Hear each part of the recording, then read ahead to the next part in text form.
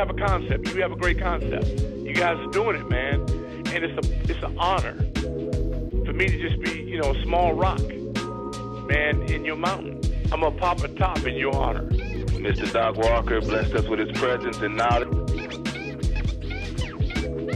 We want to welcome in our next special guest, Haley Skarupa. She's a three-time world champion in women's ice hockey and most recently won Olympic gold with Team USA. The Cap Stadium Series is definitely my favorite, obviously. I'm a huge Caps fan, I always have been, and to be there at that game with my teammates and for us to bring, our gold medals to there and share it with everyone in this area was really, really special for me, and just the support and it's been tremendous from everyone in this area, and you can feel that there at that game. Welcome to Sports on the Hill podcast. Hashtag DC Sports Without the Politics with Carol and Robbie on True Radio Network.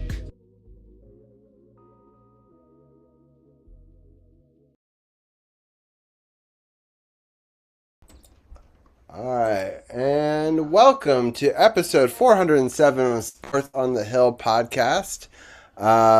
We've got quite a show on tap tonight.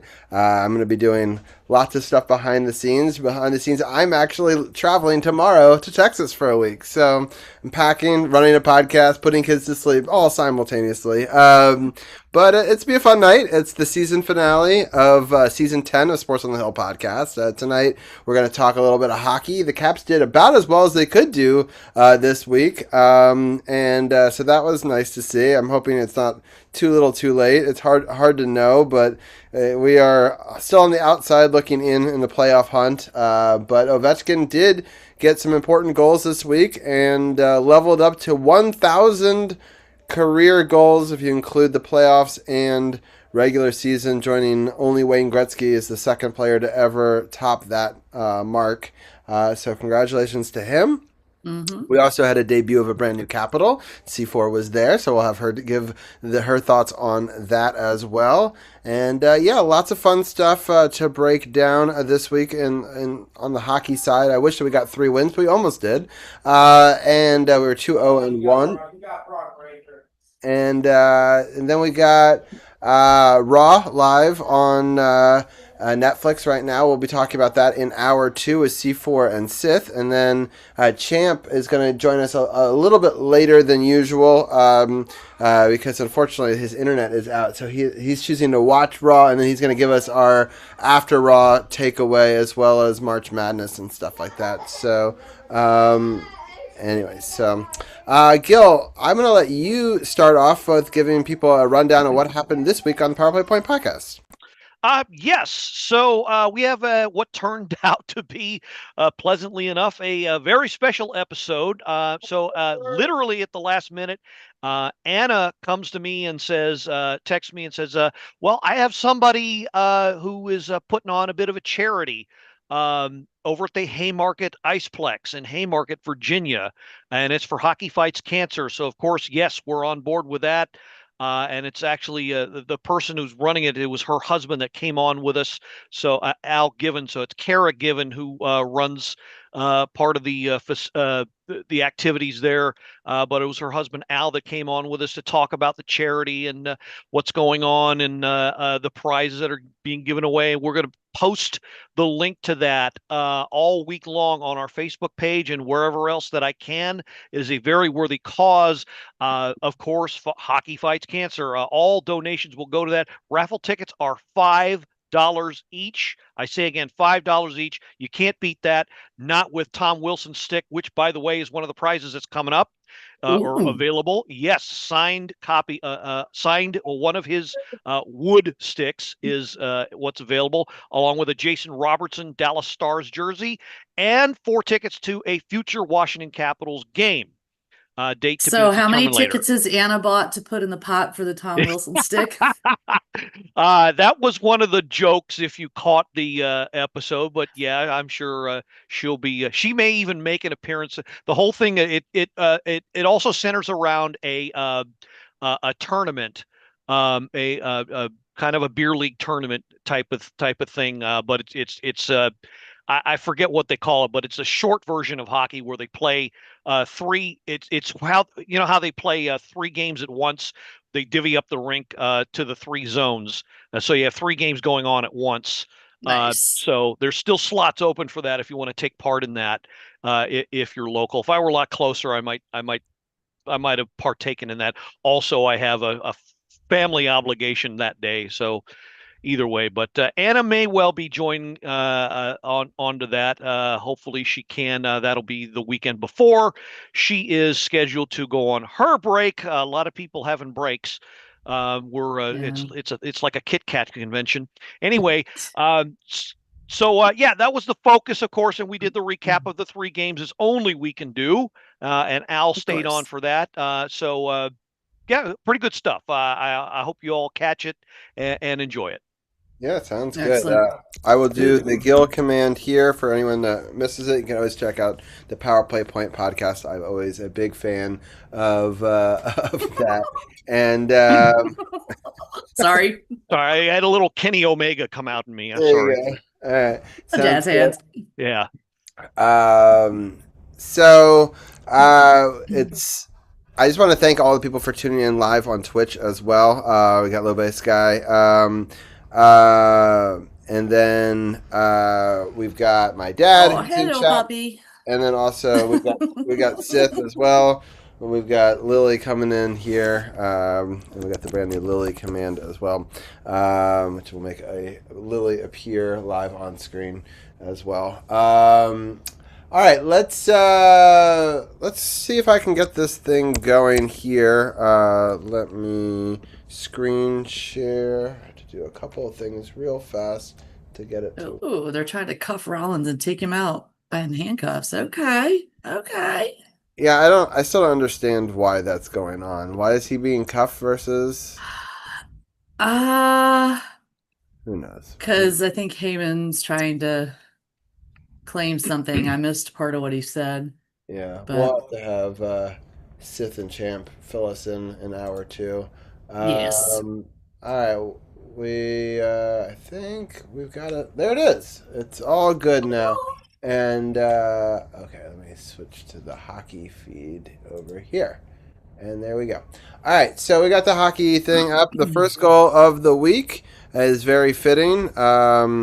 We've got a goal by Ovi, and so his 25th of the season, and tying the record for most seasons with 25 goals. I feel like they make up statistics, Gil. I don't know how they keep track of all these things, but like he's got all these records. So he's now tied Gordie Howe, I believe, for most seasons with 25 goals or more. Correct.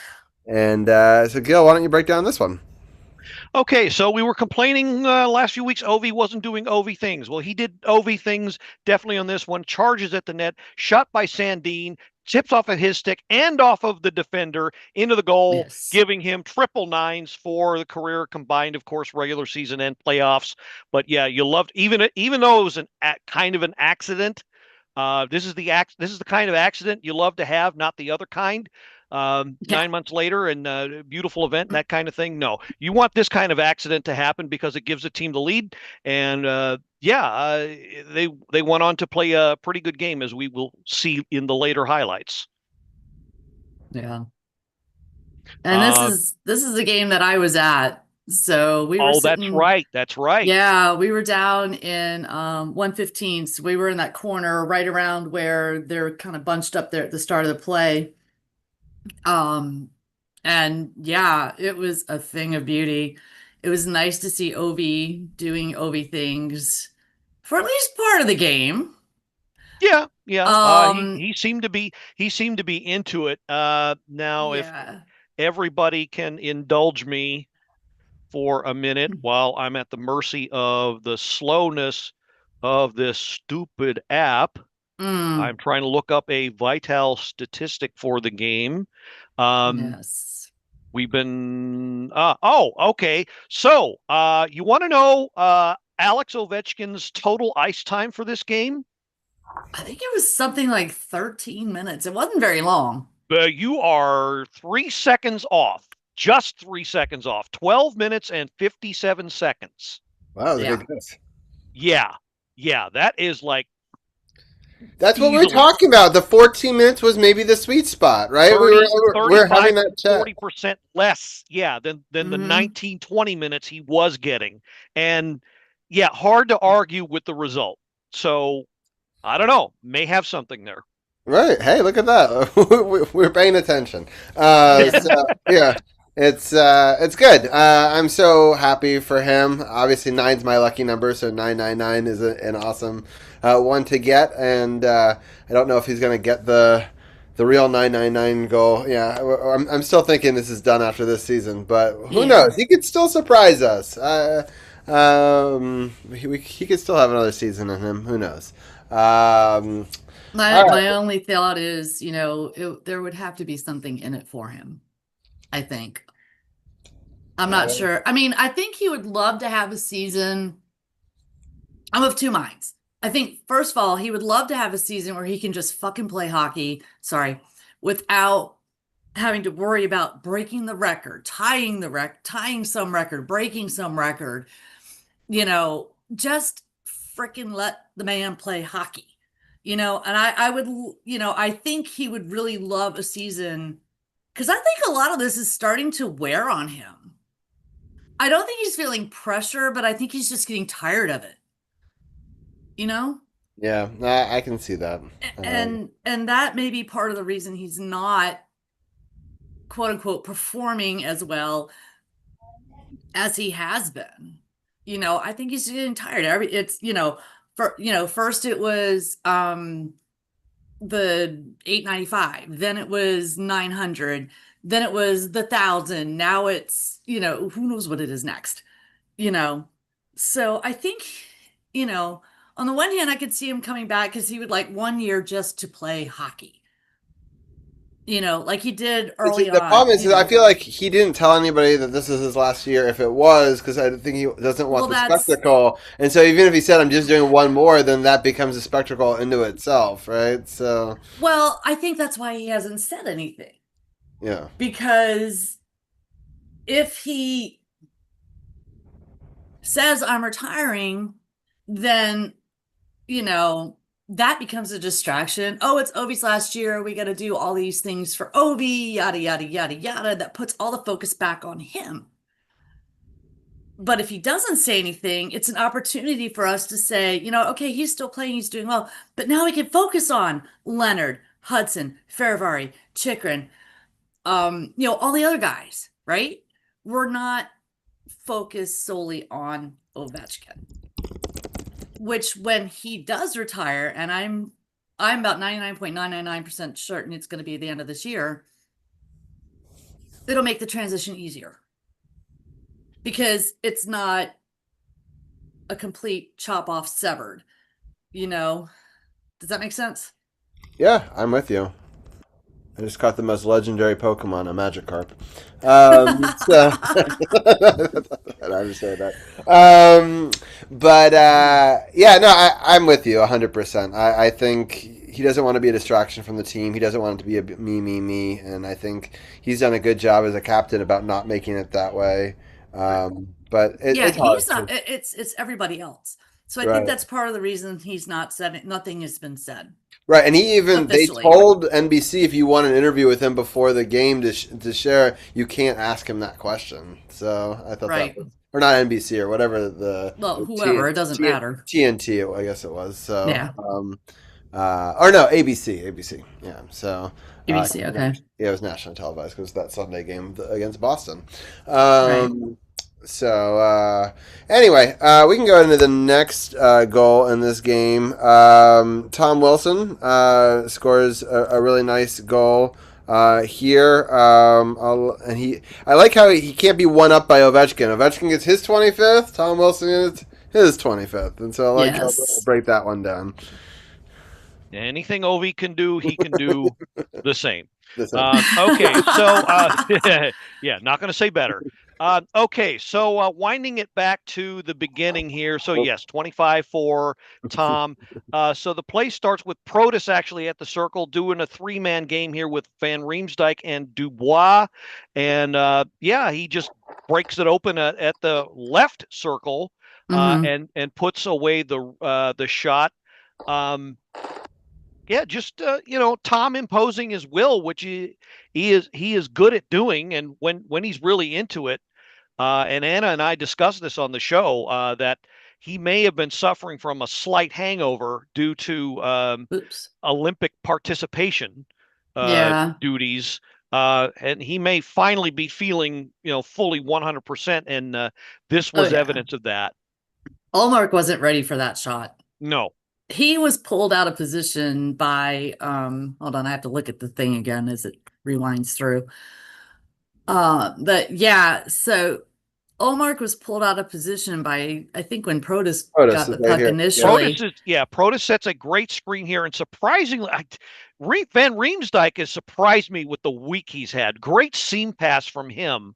Yeah. To set up Tom Wilson, but also as you said, C4, the screen set by Protas, but also he makes the play. But he also has to think that Protos is a chance that the pass is going to come across. So he's got to play that a little bit too, because Right. 43 is so far in. He didn't maybe thinks he isn't going to shoot from that angle. So Right. Yeah, and then he was distracted by Protus and Dubois, and then I think he thought TVR was going to shoot it back to Protus, Yeah. and Protus collect the rebound.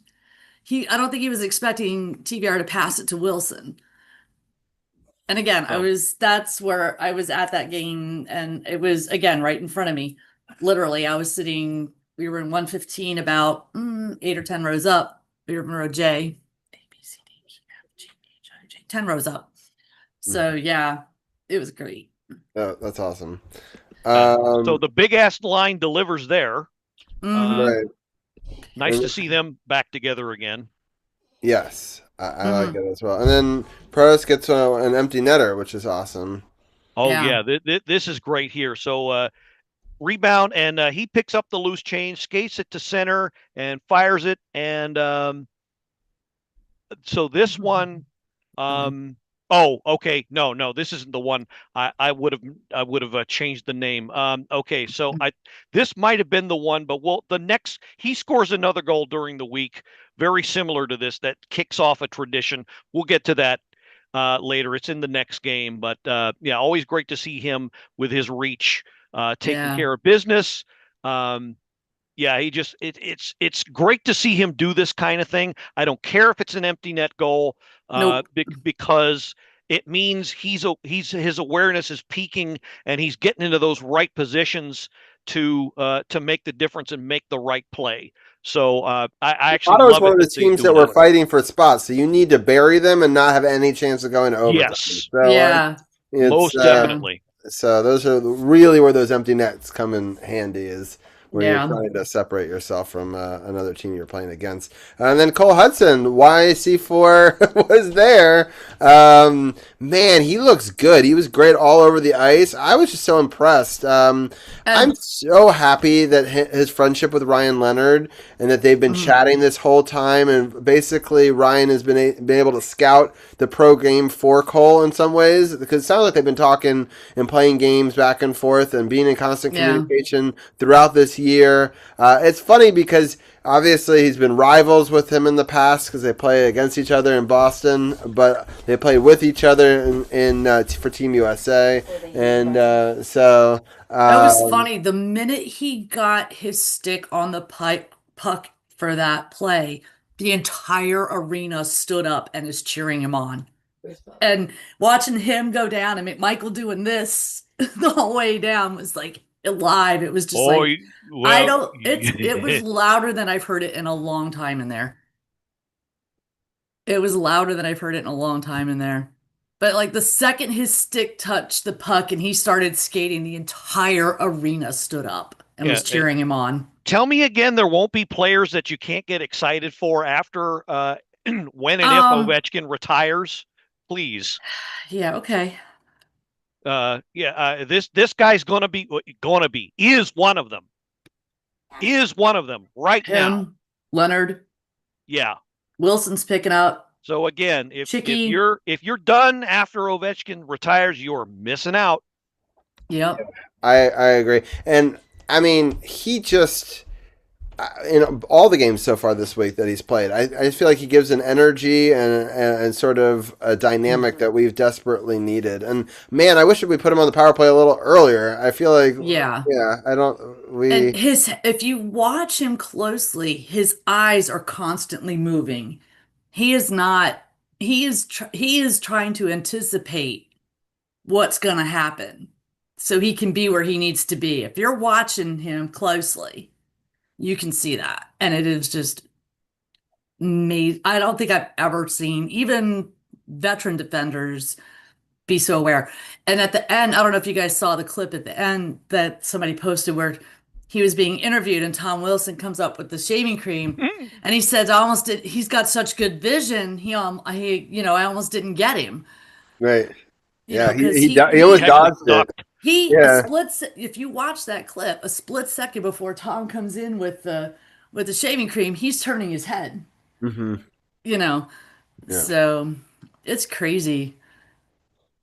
Yeah, I wonder, I was talking to some people about this. If we could get John Carlson back on the cheap, would we still want him, or would he just be taking up space away from some of these younger guys? Depends. Depends on what training camp looks like. Yeah. There's a guy on the Bears, Ryan Chesley, who is probably going to be. I forget if he's a righty or a lefty, but he looks like he's about ready. C4 probably be able he's to tell close. Me. He's very close. I think he's a righty. Hold on, let me see if I can. Yeah. He's a right. Yeah, and I believe John Carlson is also right-handed. So you leave him on, that kind of gets in the way. So it's I don't know. It's far from a guarantee that Carlson comes back, but you never know. It could very well be in the plans, because they could kind of still use his veteran leadership back there. So that's gotta be it. But yeah, lots of poise on this next play here. Yeah, where basically Hudson takes it and puts in the final dagger, caps the exclamation point on this game here with his empty netter. Yeah, I just love so much. I know we were talking about before, but just everyone on the team just like pointing to it, not even having the stick on the ice to even take a pass, like and just pointing. No, I mean he's doing this. He's just shoot it. Right, and so I love that, because you got Ovechkin there who you could drop for 1,000, the goal, right? But even Ovi's like, don't do it, like, and I love that. How great is that he gets to celebrate 999 and number 1 in the same game? I saw a statistic that shows both of them hugging. It's like, here's 1,000 goals in a picture, So I thought that was pretty. Yeah, that was my favorite one. So. Well, Ovi was the first one down there to. Yeah. Yeah, so that's great. I mean, talk about what a moment, and like a passing of a torch, and something that Cole will never forget, that his first goal hug is with the greatest goal scorer of all time. Right? In his first ever NHL game. I mean, how much better does it get, right? Yeah. So and I think it's kind of funny, because the only thing better would be is if it wasn't an empty net, but still, who cares? Empty net goals are still not easy unless you're like right in front of the friggin' net. And didn't Ryan Leonard get like an empty netter in one of Ovechkin's big goal games? I think it was 895, right? His goal was one of Leonard's first goal was also an empty netter, I think, and a power play goal. Right. And so was Hudson's. Hudson's was also a power play goal. Right. So I mean, what more could you ask, man? Right. So that's pretty cool stuff. Definitely a great start to the week. We're gonna go to the next game because it's a great, talking about Ryan Leonard, and then we didn't, but I don't know if we're pressed for time, but we didn't really see anything. I don't know if you want to go back, but there's audio as well. Oh, okay, sorry. Yeah. So so scrum in front, and Hudson picks up the loose change, and McMichael. Yes.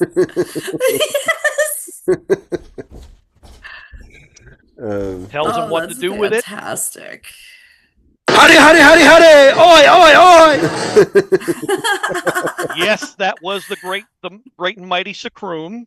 Right. We were trying to get that chant going. I stole that from him. Right. That's pretty funny. That's oi, great. Oi, oi! That's my interpretation of how that went down. But yes, it was everything you guys said. McMichael letting him have it, and knowing howdy, oi, oi, oi! Knowing when the moment was right, and as C4 mentioned, Hudson got the crowd going just by his ability. And again, another player you can get excited for now and in the future. So I love this right here. This is showing it. So 24 could be the first person to hug 44, but what he sees is he's going for the puck, right? You can see it here. Right. And he's the one who goes over. You can see him skating towards the puck while Ovechkin's giving it. Which I love that. He's like, let him have the moment with Ovechkin. I will get the puck. And so I think that, because he could have been the first person to congratulate him, right? So he was closer to him at the time. So I just thought that was kind of a cool thing that the visualizer also shows. But yeah, just great stuff right there. So I'm so happy that his parents were there. I'm happy you got a still of that, Gil. Just what a moment for the family, and I'm so happy for them. Yeah. All right, next game we've got Ryan Leonard, and this one is against the New Jersey Devils. I'll let Gil break it down. Okay, so he's kicking it off here as only he can do. So the puck is loose. Duhaime gets it over to Van Riemsdyk. Now, sorry, I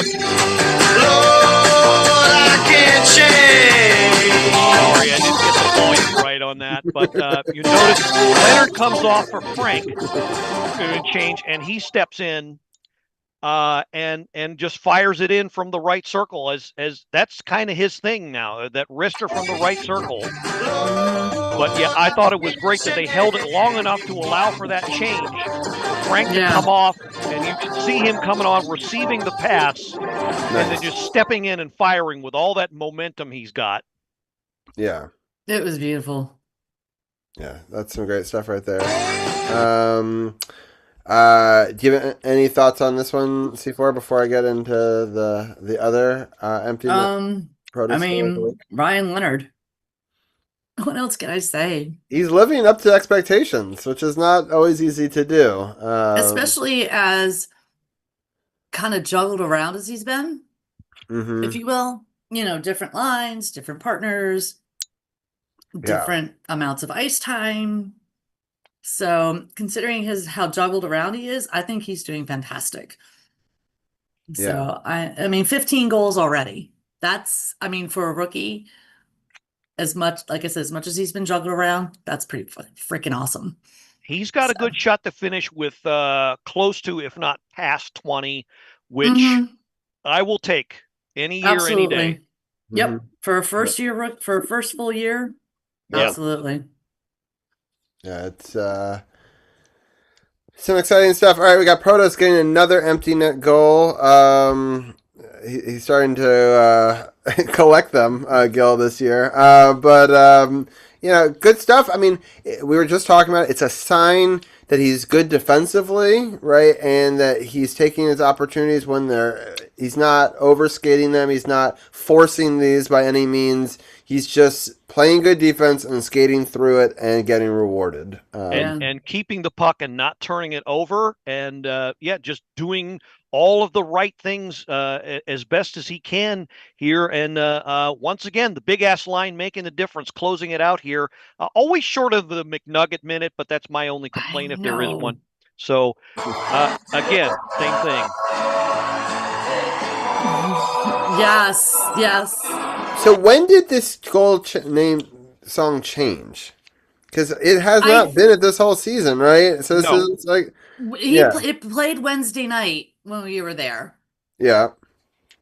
So I don't know when he changed it, but I tell you, I freaking love Cole Hudson's goal song. Yeah, Great Balls of Fire. Yes. It might have. Yeah, I think it was Wednesday night, but that's the first time I heard it. Heard about it later, but Alan May did the reveal at the post game of the Ottawa game. Said he actually went to Alexei Protas went to TJ Oshie for his permission to make that his goal song, and TJ enthusiastically said yes. Except I have one condition: you pass it on to someone else worthy when it's that person's time, your time to hang it up. Yep. Nice. I love that it's gonna now be this thing that continues on, and yes, because I do too, because I love that song. It's an awesome stadium song, and I think that Caps fans deserve to hear it. Yeah, I'm on standby for sure. I'll be right back. I'm not going far. Okay. You'll be able to hear me. You just won't be able to see me for a minute. That's fine. I do love what C4 was saying about the goal score. I also like the story behind how Great Balls of Fire came to be, that his new roommate or housemate, Pierre-Luc Dubois, we're able to work with him on figuring out a song. And so I think that's great. Speaking of Country Roads, anyone? Nice. This is the album, the original album. Nice. That's awesome. And to prove it, it's right. I don't know. Where is it? Right there. There you go. That's awesome. Yeah, so I love what Pierre-Luc Dubois is doing with these young guys. Bringing in Ryan Leonard last year, and really helping them out because Mm-hmm. that going and staying at a hotel, you already got to do stuff like that when you're on the road, and so to do that all the time gets to be Yeah. wearing, and to have a home cooked meal and have somebody to play with. So not only is he going home to Pierre-Luc Dubois' house, or there's puppy dogs and friendly faces, but also playing a lot of Fortnite with Ryan Leonard. Yeah. So they're starting to do duos, and I think that's great. It adds chemistry on and off the ice, and so I think that you can obviously see that it's paying dividends quickly. That he's not Yeah. just a guy sitting I've, alone in a hotel room, right? So I've decided that PLD is now the team dad. yeah. I mean, he's already taken the two youngsters in under his wing and housed them and fed them and whatnot. So, although he does say he hopes that Hudson can cook better than Leonard does. Right. So, Gil, remind me if maybe I'm wrong. I feel like Brooks Like for a time did that for some young rookies, or was like brought some I people. can't remember if he did. It sounds like something he would do. Yeah. yeah, I I'm kind pretty of remember sure there he was probably somebody did. back then that did it for some of those young guys, in the middling years, like after the young guns and before, like the next group Mhm. and stuff like that. So, but there is a long history of guys taking young guys under the wing throughout, and they always talk about how good of a locker room we've got here, and that we're very fortunate to have such good culture in that regard. Oh yeah. Um, so yeah.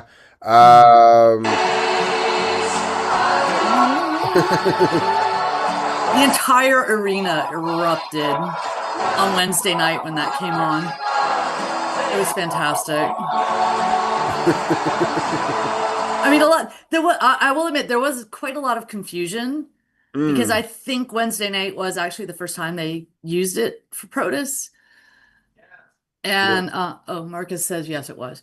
They might have thought so that the So Friday night there was game a they little might have thought confusion, but yeah. They might have thought Wednesday night, oh, this is a mistake, and then when they played it Friday night, okay, it's a permanent thing now.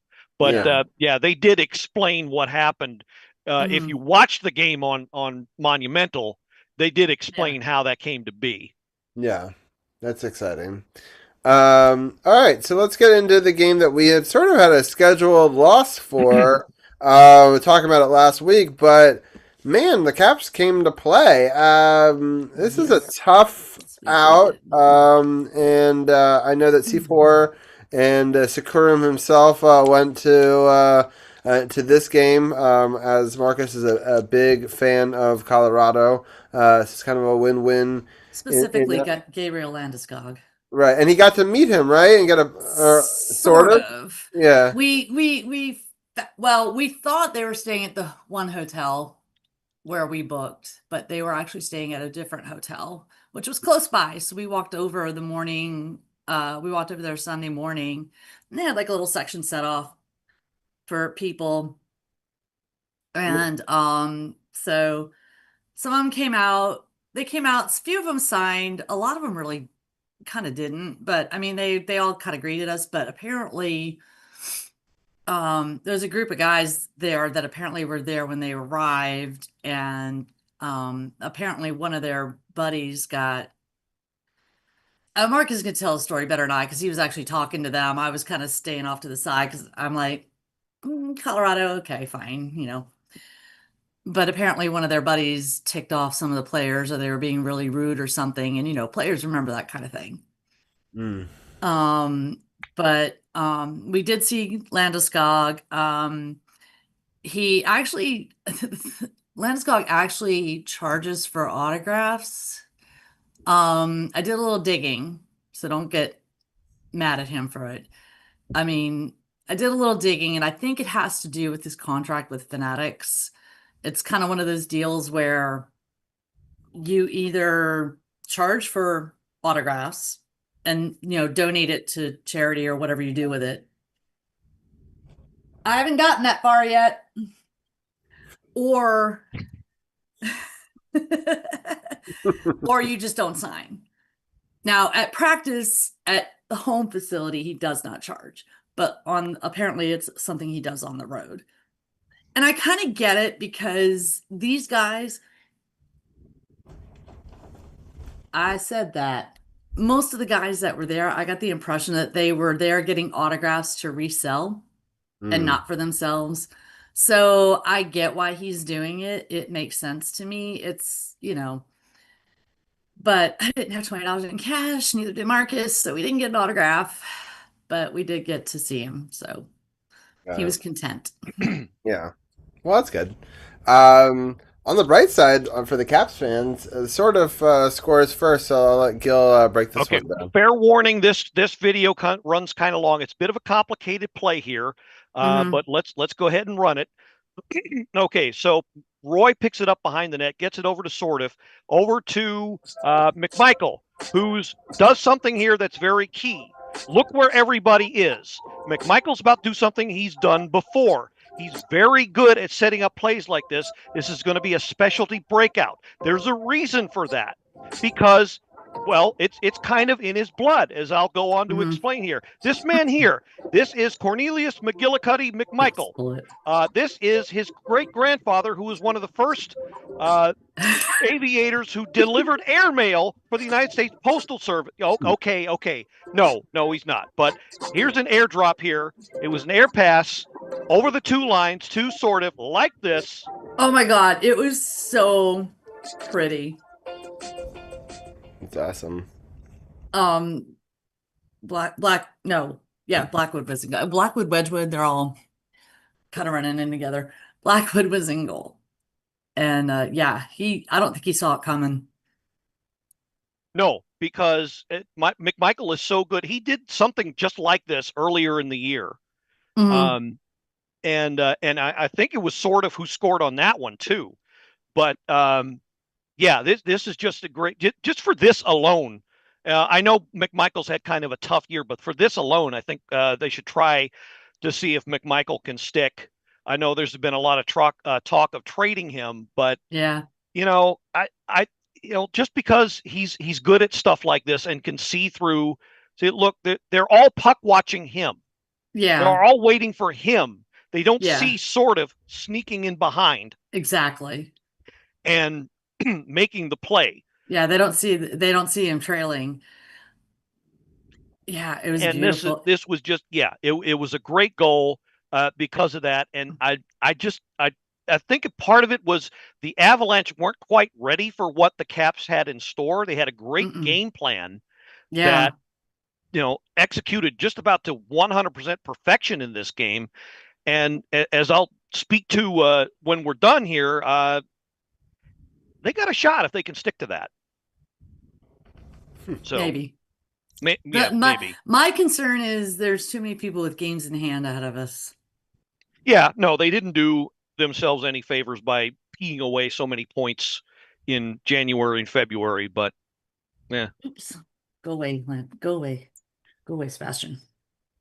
So unfortunately, the next two goals are scored by Colorado.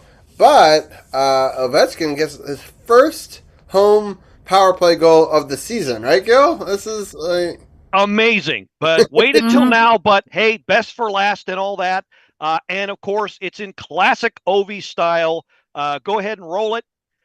So yes, right in the corner. And Cole Hudson basically makes this play here, wins the puck battle, gets it over to Strome.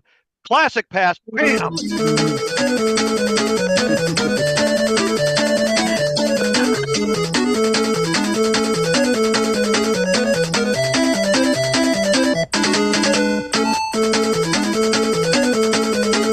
Stop at any time.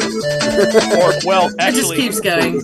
Yeah. Or mute it. All right, sounds good. I'll just let it run in the background. The two best things to come out of Russia, Tetris and Ovi. So there we go. I agree. I actually missed this goal. I was on a hunt for nachos that I never did find. Oh, no. And I was walking back to my seat after giving up and missed it. I mean, I saw it on the screen, outside. I missed the live version. I saw it happen. He saw it the same way I did. Yeah. Just a bigger one. But, Yeah, it's an incredible thing. I'm so happy that you got to be there. I guess Marcus kind of gets the best of both worlds. He gets to see the 1,000th goal and also have his team win. But yeah, actually, it's funny because Brock Nelson scored the overtime winner, but he was funny. He was like, he came out, he put stuff in the bus, and he says, "I'm going to go get some coffee." And they're like, he starts walking down the street. And the guy's like, "Where are you going?" He's like, "I'm going to get his teammates, whoever he wants." Brett Burns asked him where he was going. And he says, "I'm going to go get some coffee. I'll be back in a few minutes." And he came back, and instead of coming back in front, like, so here's the hotel, here's where we're standing, here's the walkway, here's the bus. So he walks down to get coffee, and then he comes back and walks through like the carport of the hotel and sneaks on the other bus. yeah, wow. They were really being like, they were just shoving stuff out there and stuff, and it was just like, I'm like, whatever. Yeah. So yeah, but I mean, all in all, a great time, great game. Sad we lost in overtime. It just, against I said this a bunch of times during the podcast. Against the number one team in the league, I will take a loser point. Oh yeah, absolutely, 100%. Absolutely, 100%.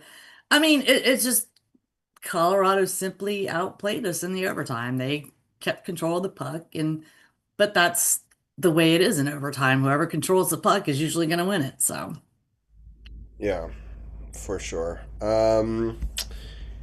Just want to see if there's anybody else has any questions or comments in chat. Thank you everyone for tuning in and being a part of it. Wait, we're actually done before 10? It's possible. It's possible. We're taking a look at the upcoming week ahead, but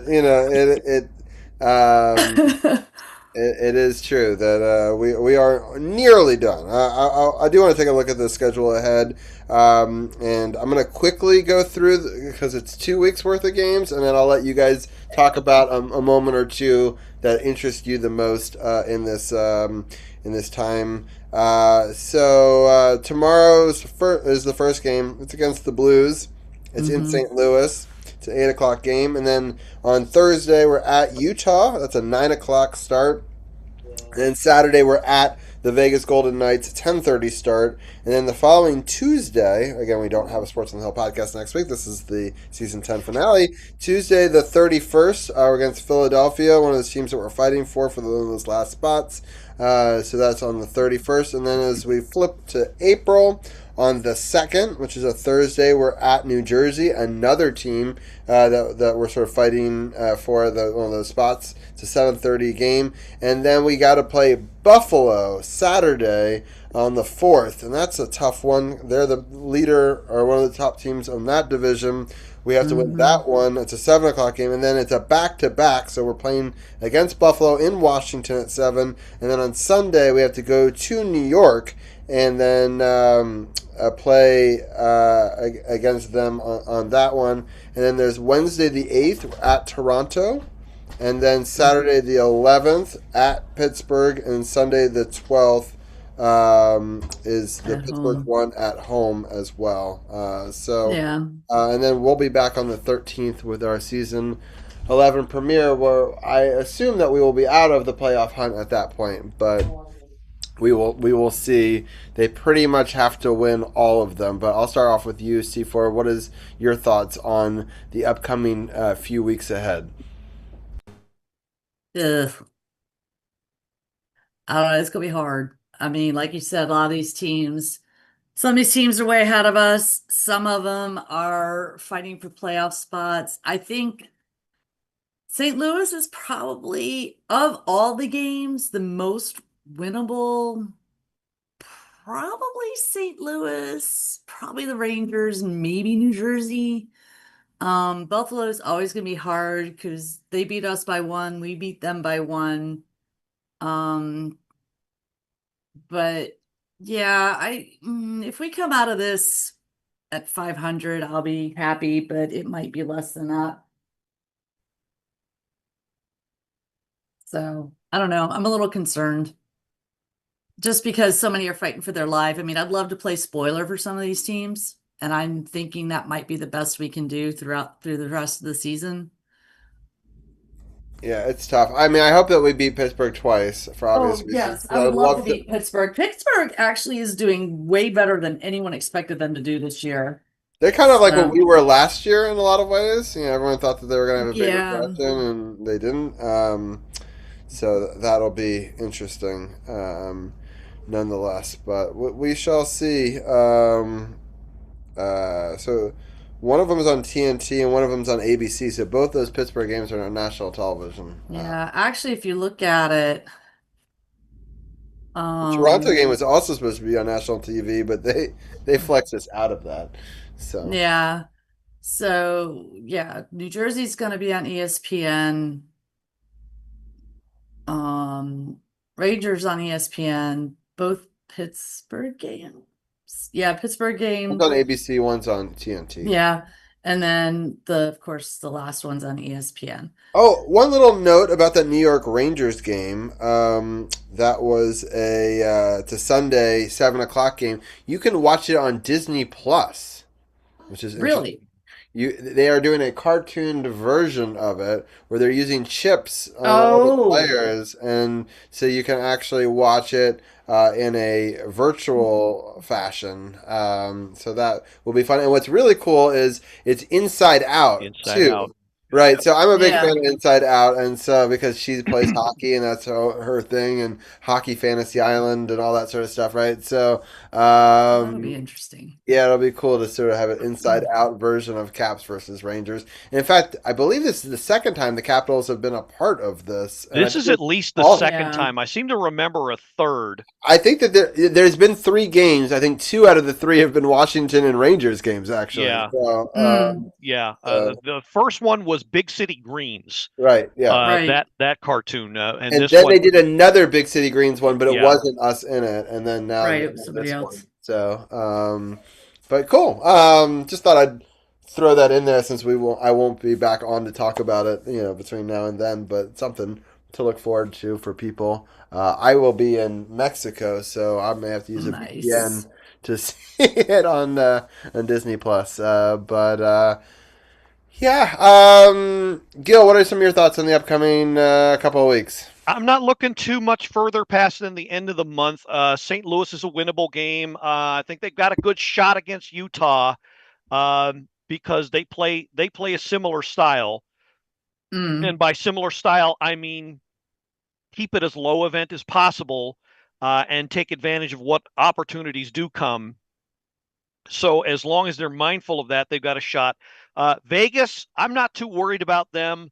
Their goaltending this year is kind of suspect. I wonder why. Can't imagine. Probably because they gave us their best goalie. Yeah, I'm not overlooking Vegas, but they're not bad either. They're not good either. They're in my mind, if they were in another division, they wouldn't be qualifying at all. But that to me is another winnable game. Philly, they better be coming out with snorting fire and everything because they've beaten them twice this year. Philly has, and they shouldn't be. I don't think they should be losing to Philly because I don't really think they do anything all that well. I think Caps are much better team on paper, at least. So that should be a win. Every game is a must-win game. Every game is crucial at this point. And it may or may not be sustainable, some would say, but if they keep it low event and be mindful of limiting the scoring chances, maybe not so much the shot, but limiting the scoring chances, high danger scoring chances that the other teams get, like they did against Colorado, like they did against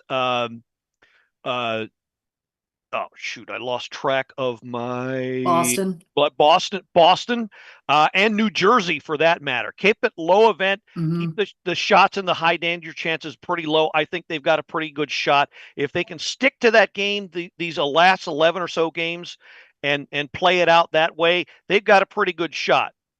Yeah. But saying it is one thing, doing it is another. but Mhm. we'll see. Yeah, it's going Yeah, back. because they did, and the thing is, they in the Ottawa game they sat back a little bit, but not as much as they usually do. Right.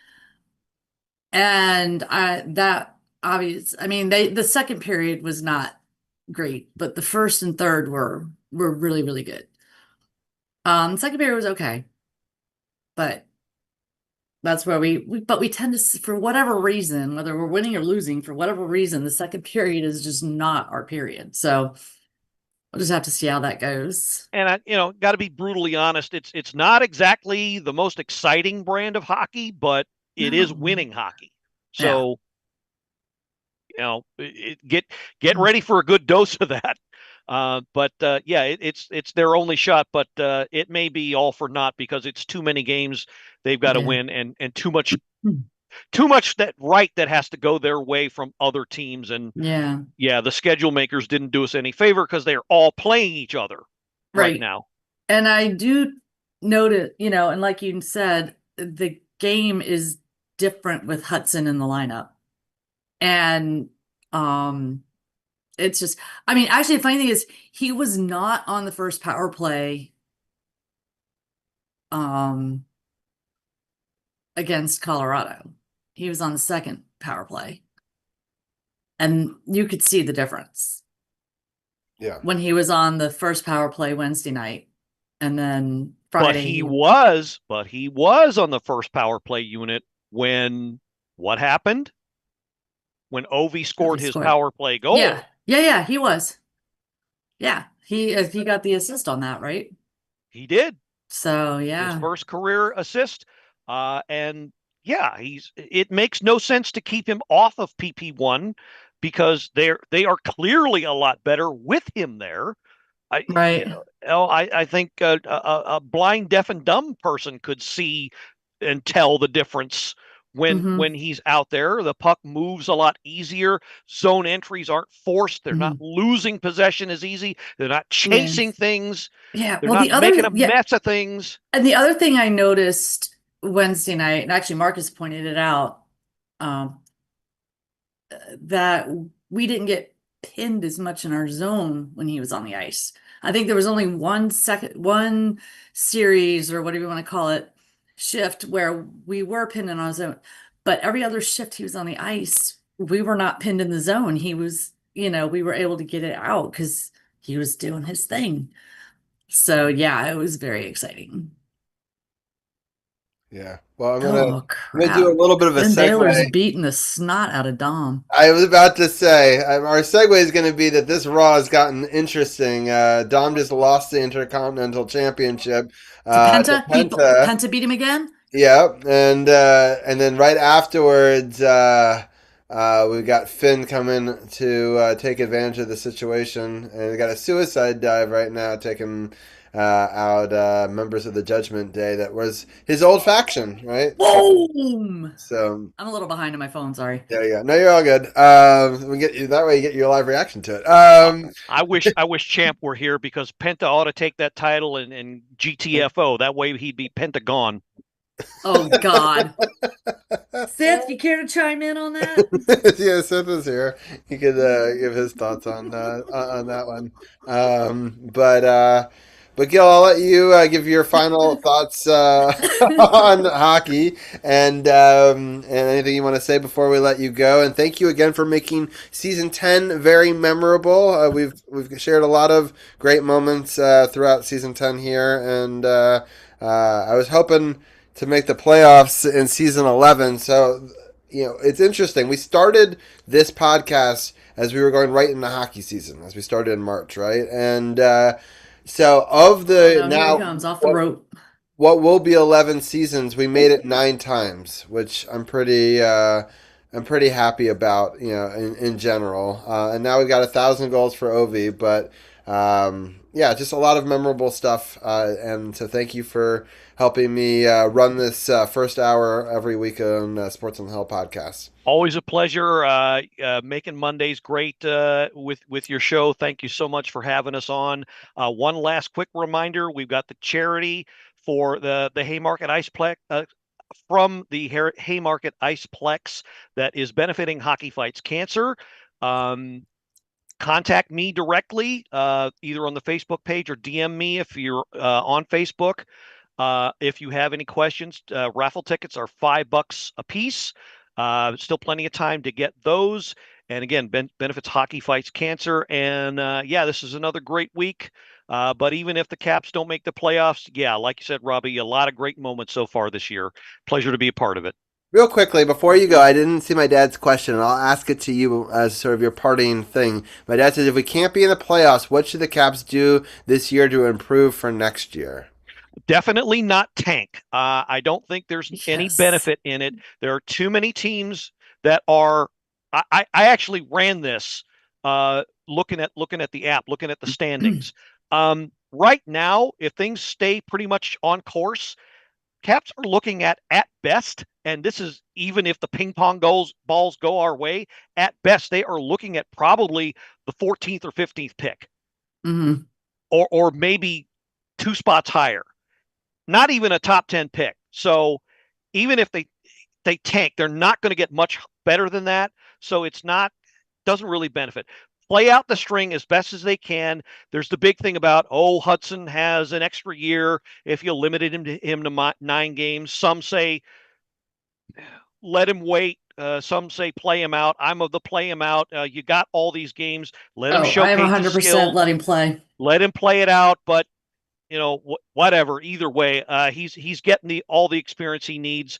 It'll be time. Worth the year. The day they're eliminated might be time to have Cristal and Protas and maybe a couple of other guys from Hershey. Give them 1 or 2 games. Give them a serious look. Miroshnichenko's in the lineup. Frank just got hurt. He may well be replacing him. I didn't hear anything about whether or not Frank is out, so he may well be in the lineup the next game tomorrow. About friggin' St. time, Louis. they've had him up for 2 weeks in the box. It's like, and Hershey's what the screaming. Hell for? I know, and we're fans in Hershey are like, send him back. We need him. To the choir. Why preaching are to you the choir. him up there? You're preaching to the choir because why have him in one of Hershey's best players in the press box if you're not going to play him? And they're like, we're going to try and fit him in, but I send think him back to Hershey because they need him desperately. You're going to see a lot of the prospects come up and get a shot the day they're eliminated, which may be soon. I mean, even bring Chesley up for a look, on defense. Sit TVR out for a few games or something. But I think once we're eliminated, bring up Cristal, bring up Ilya, bring up maybe Chesley, just give them a look, give them a couple games just to see what they're, what they can do. But the short answer, give them a taste of it. Yeah, the short answer to the question is play as hard as you can, do what you can to make the playoffs, and then once you're eliminated, give the young guys a shot. Yep. Awesome. Well, thank you, Gil, so much. We'll see you after all of those large slates of games right before the last game of the season, and we'll sort of talk about the end of the season. And I think, want to cover some of the playoffs with you guys if you're up for it. Absolutely. And definitely. It's still going to be a good playoff year, even if we're unfortunately not going to be in it. But we'll see. Well, maybe they'll go on a crazy run of 20 games in a row or whatever. Yeah, we get the whole 22 points that are left. Yeah, exactly. So if we come out of that, let's see, there's out of 22 points, if we come out of there with 8 to 10, I'd be all right with that. Yeah, exactly. All right. Well, thank you, Gil. We will see you in a couple weeks. All right. Absolutely. All right, Gil. Say hi to Mrs. Blue Liner. Will do. Thanks. All right. And with that, we got Champ and Sith. That was an exciting Intercontinental Championship with some extracurriculars afterwards. Champ, does this mean that you got your internet back? No, I am actually using my mobile hotspot on my phone to be on my computer and close as many tabs and web browsers as I could because the mobile hotspot is trash. Right. I was actually going to recommend that you do that, but I didn't know if you had hotspot capabilities on your phone. So that's cool. Yes. So that's awesome. I'm happy that I somehow telepathied that into your brain. Even I was thinking, I was like, I wonder if there is. When you said that, I was like, I'm not going to worry about that right now. And so I'm happy that that does work. Are you able to still then watch Raw in addition on your phone and use the hotspot? Yeah. Surprisingly, even though my data network has been spotty since my internet went out, but right now it's actually holding really, really strong. We're running the mobile hotspot and running mobile data to watch Netflix. So far, so good. Who's your provider? We should give him a shout out. T-Mobile. T-Mobile. There you go. Okay. I'm also T-Mobile. Although I'm in a complete dead zone where I live, but it's still I like their service outside of my house. I just use Wi-Fi here. But Seth, how are you doing? It's been an exciting Raw so far. I like it Raw so far, and I promised y'all I would say this off the top.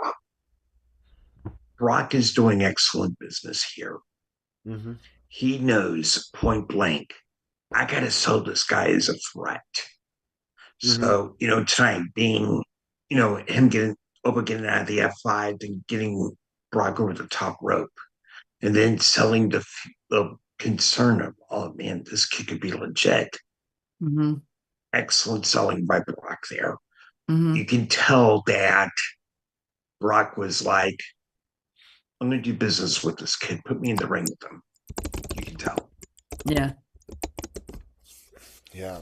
That'll be a fun match. Mm-hmm. That match is going to be freaking amazing.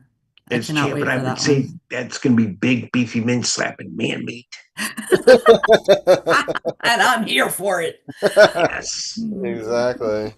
It's funny because my wife was just wanting to do a heated rivalry segment a few minutes ago, so I feel like that would have fit in very well with that. But I was like, because there was a Hudson, and she's like, "Oh, can I do a heated rivalry segment?" I was like, "No, you cannot." So, but that's how she's getting into hockey lately. So,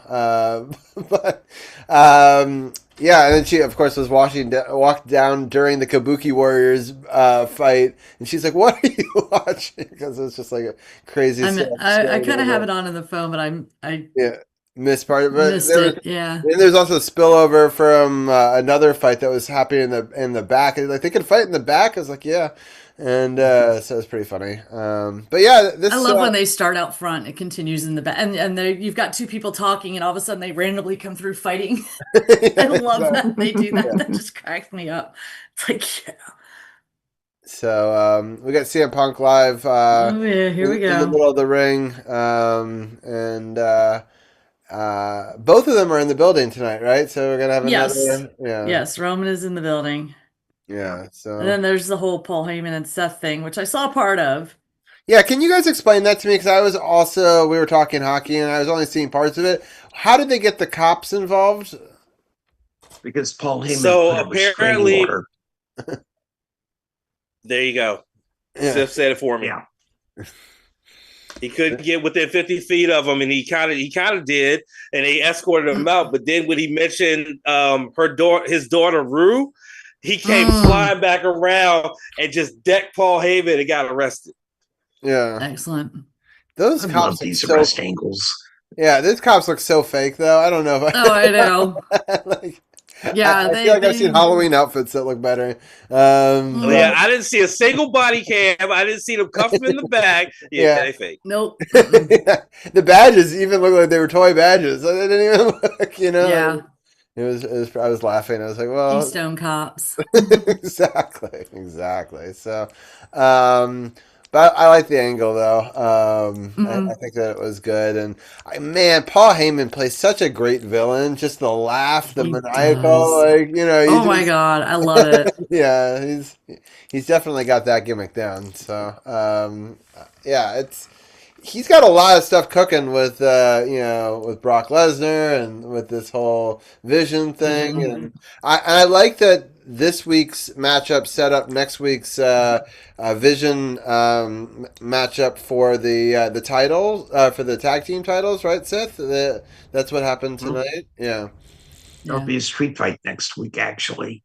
Yeah. On Raw. You've got that. You've got just a whole bunch of stuff that's planned out. Brock's going to be there. And I'm just thinking, Brock is doing awesome for someone who only shows up for the big four, basically. Mm-hmm. He's showing up and he's saying, come on, boys, let's get this working.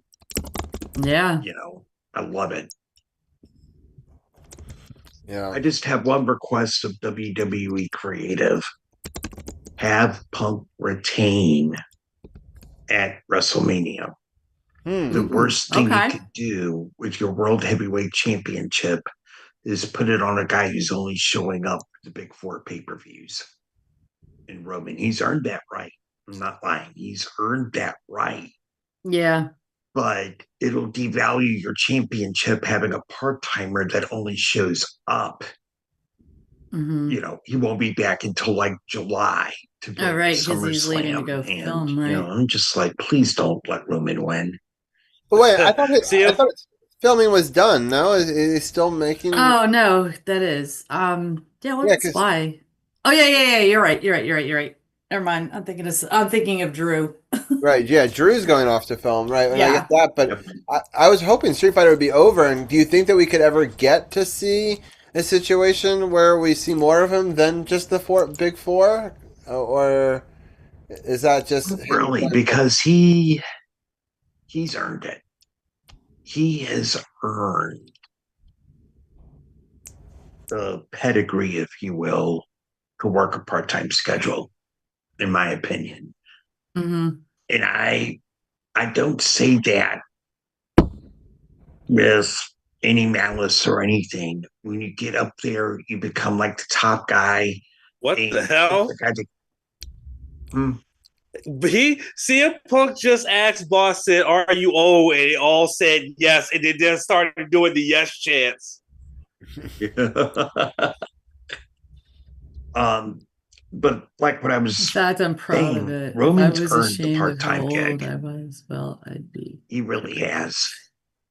He helped carry the company during the pandemic when he came back as the tribal chief.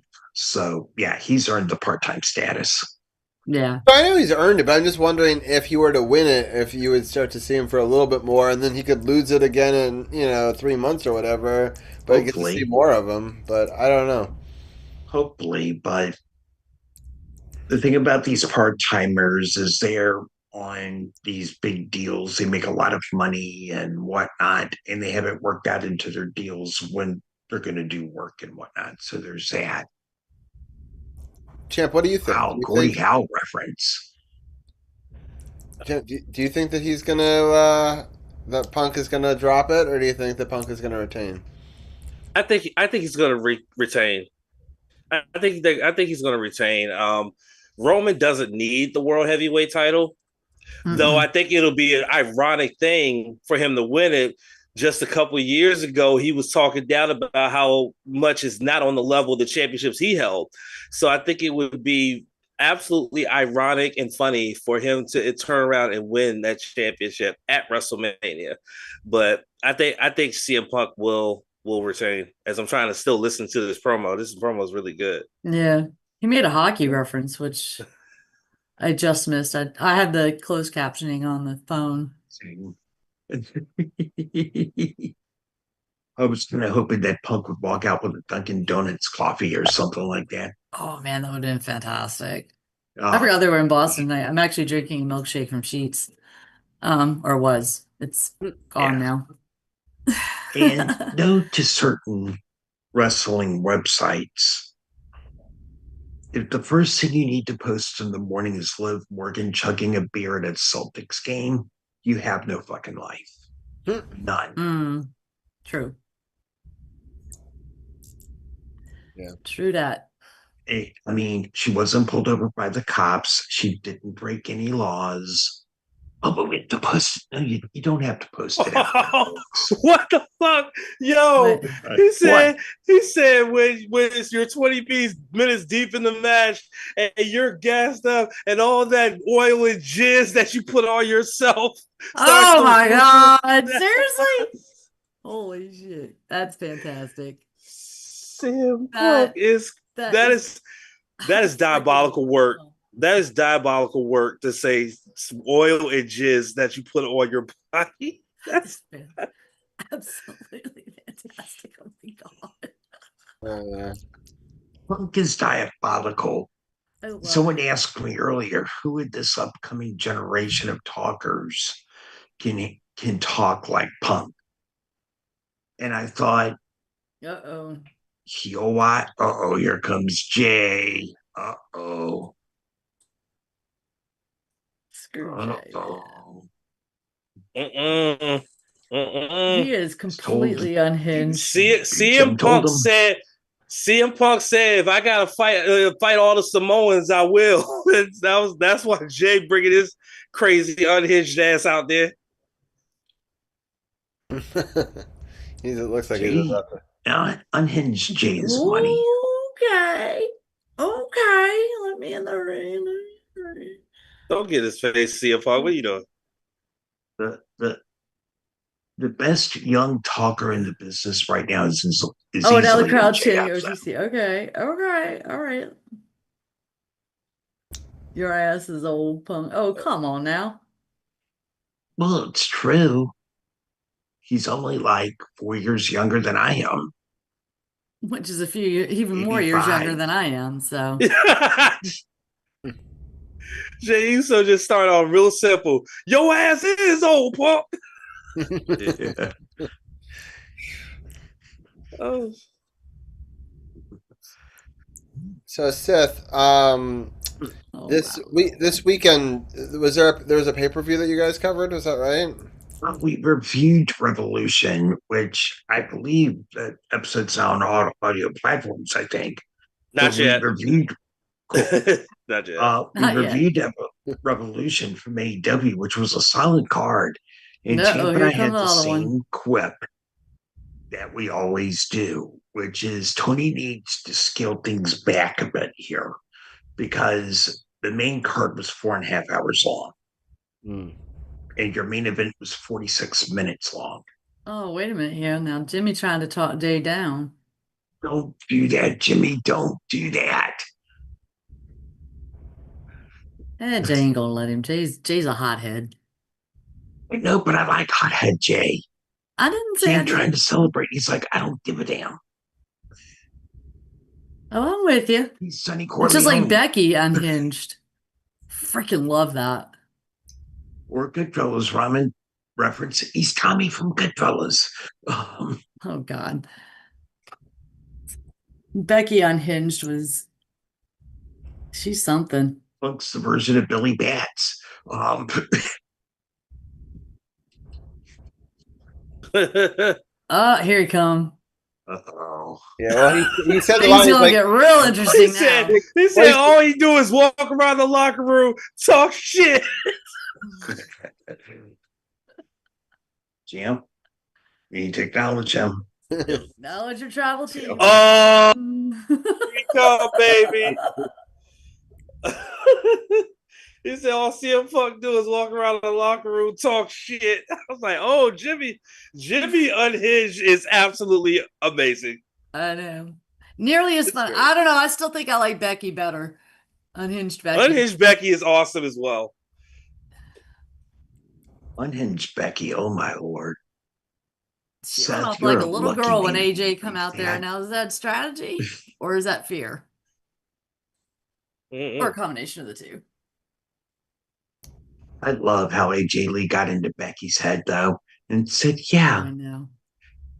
Her mom's going to lose to her favorite wrestler. Your favorite wrestler's favorite wrestler, and apparently your daughter's favorite wrestler. I said, hey, Becky, get shit on. Get shit on, Becky. That was a hell of a line right there from AJ. Yep, Becky, you're not getting that title back. Sorry. Uh-oh. Oh, Lord. Here we go. Oh. Roman doing the death glare. Roman doing the death glare. That's a glare that. Well, everybody said no TC for sure. I would not want that aimed at me. He's not at Wrigley Field. He's at the White Sox home field. Punk's just smirking. I love it. Roman Reigns. It's so interesting to me that Punk doesn't have like anybody on his side, backing him. It's just weird that way. Yeah. Let him be outnumbered that way when he wins. It's just weird to have a champion who's been champ for a while now, not to have people in his corner. Roman going he's back going to after my his boss brother, Roman after here. the cousins. It's done that right? That's right. So I'm gonna say, oh Lord, here we go. My boss Roman talking. I like that he asked them to leave. Your brother and leave my ring. Yes. Oh shit. Jimmy, like you heard the man. Let's go. Say this as respectfully as no. He didn't like to be told to let him leave the ring, though. He said, I would say this as respectfully as possible. Get your brother and leave my ring. My boss Roman. Oh, Jesus. Uh-oh, here we go. Oh, God. He barred the doors. They reunited the bloodline against CM Punk. Ain't this about a bitch? Jason Jordan, it ain't like you're talking to your dad. Calm down. Michael Cole said CM Punk with his smart ass remarks that got him in trouble. Yep. Love it. Love it. I'm telling y'all. Jay's turning into Tommy from Goodfellas. I'm ahead of you guys, so I'm trying not to spoil anything. Roman Reigns just CM Punk. You do know what happened to Billy Bats and Goodfellas? Oh, right? God! Oh, God! He kicked CM Punk out of the ring. Oh, he's got his hair down now. Jay Uso kept yelling at him. I don't know. Roman took his hair down. He means business Jay was now. yelling at him. He's like, go get him. Go get him. Yeah. Get out. Yeah, Jay was yelling at him to get him. Get him. You smash them all. Go get him. And he's like, as soon as he said go get him again, that's when it started. It started. Yep. This is awesome. This is great. Uh-oh. It only gets better. I'll tell you that. There it goes. Oh. Hey, you open up with violence, you close with violence. What do you want from him? That's a brilliant way to close out Raw. Oh, God. The power band. Oh. Uh-oh. Methinks my boss Roman that got the upper hand on this one. I'm not going to lie to you. This is almost reminiscent of Randy Orton beating up on Cody. Hey, we got 08, 09, and 2010, Randy, and I'm here for it. All right. We got 2020, 2021, Roman, and I'm here for it. You're walking away now. Oh, my God. Is he coming back? He's going back. He's thinking about it. He's thinking about it. No, he ain't. He's like, I could run through these motherfuckers right now. Oh, crowd saying one more time. Yeah, I know. Roman's thinking about it. Punk's laughing. Punk's laughing. Boston is wild. Chad, one more time. That's wild. Well, they love a good fight because, well, Punk ain't laughing. They can't win a fight. So,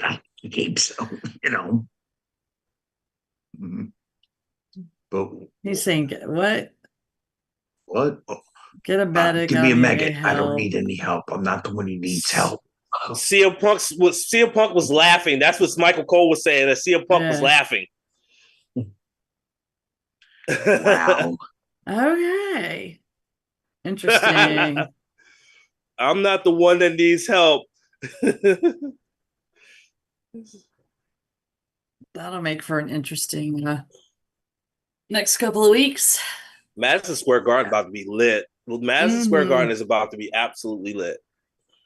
It is. Yeah. HR just said, guys, I just weighed myself. I weigh 276 now. Oh, Yeah, Hector's been on a very serious workout and weight loss journey, and I've been thinking about it and praying about it for ever since he announced this. So I'm glad to hear that he's starting to continue to make some progress, and just needs to stick to it. Just stick to it and stick with it. That's all. Yeah, congratulations. That's big. That's big. Yeah, making lifestyle changes like that is tough.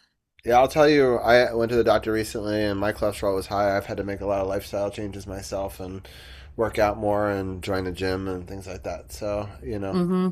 it's important of people of all sizes, right? People look at me and be like, oh, he doesn't need to, work out more or whatever, but doesn't. We all can use to work out a little bit more and, be a little more active. So, That's true. Yeah. So, but yeah, so congratulations on that. What an exciting Raw! It'll be an interesting next few weeks leading up to. What's the date for WrestleMania this year? The 18th and the 19th of April. Perfect. So that's awesome. So I'm going to miss the 18th because I have a track meet. So we come back on the podcast on the 13th for the season 11 premiere, which would be perfect because we can do a preview. We can talk about all the different stuff that's happening, and that'll be the Raw leading into WrestleMania, which will be, I'm sure, filled with storylines. So that'll be a fun. That's all with Monday that we do Sports on the Hill. I'm going to be very distracted because the Raw after WrestleMania tends to be the point where everything that happened at WrestleMania starts to turn, and then Raw turns it over a little bit more to go forward with things that are going to be happening for the rest of the year. And so I can't wait for the Raw at the Mania. Raw at the Manias are always the best ones. Yeah, that'll be the second episode of the new season. So yeah, we got a lot of fun stuff to talk about. We'll talk about Defenders because they'll be back. We'll be back to actual real baseball again. I definitely in a few minutes want to get your thoughts. Who saw the World Baseball Classic final? Did any of you guys watch that? Parts of it. Yeah, parts of it. I was listening to a live stream. Really, I didn't really actually watch it, but yeah. I was doing a podcast. I was doing the first episode of New Japan recap. Right. So yeah, I was doing that and I was watching, and I mean, yeah, that was not cool. That was congratulations to Venezuela. I will say that. They've gone through so much over the last several months. They needed a feel good moment, and they got that with this win. I mean, that strikeout on that changeup was absolutely just devastating, and especially after you managed to get the spark back with that homer from not Judge, it was Harper. Yeah, it was Harper. You get that 2-run homer from Harper, and you got the spark back. And it's like, oh, here we go. But Venezuela just had so much heart, so much passion, and they just wanted it more. That's all it is. So once again, the U.S. in the World Baseball Classic, always the bridesmaid, never the bride. Yeah, well, on the funny thing is on the live stream we were watching, the guy said that the U.S. just looked like they didn't want to be there. They weren't having any fun. They were just kind of looked like they were just kind of going through the motions, and you got Venezuela in there and they're cheering and they're dancing to their drums and they're doing all their thing and, having fun with it. And it makes a difference. If you're having fun with a game, you're going to do better than if you're not. Whether you're winning or losing, if you're having fun, you're always going to play better, in my opinion. Yeah. And they just simply, like Champ said, they wanted it more. They played like they wanted it more. And, we didn't.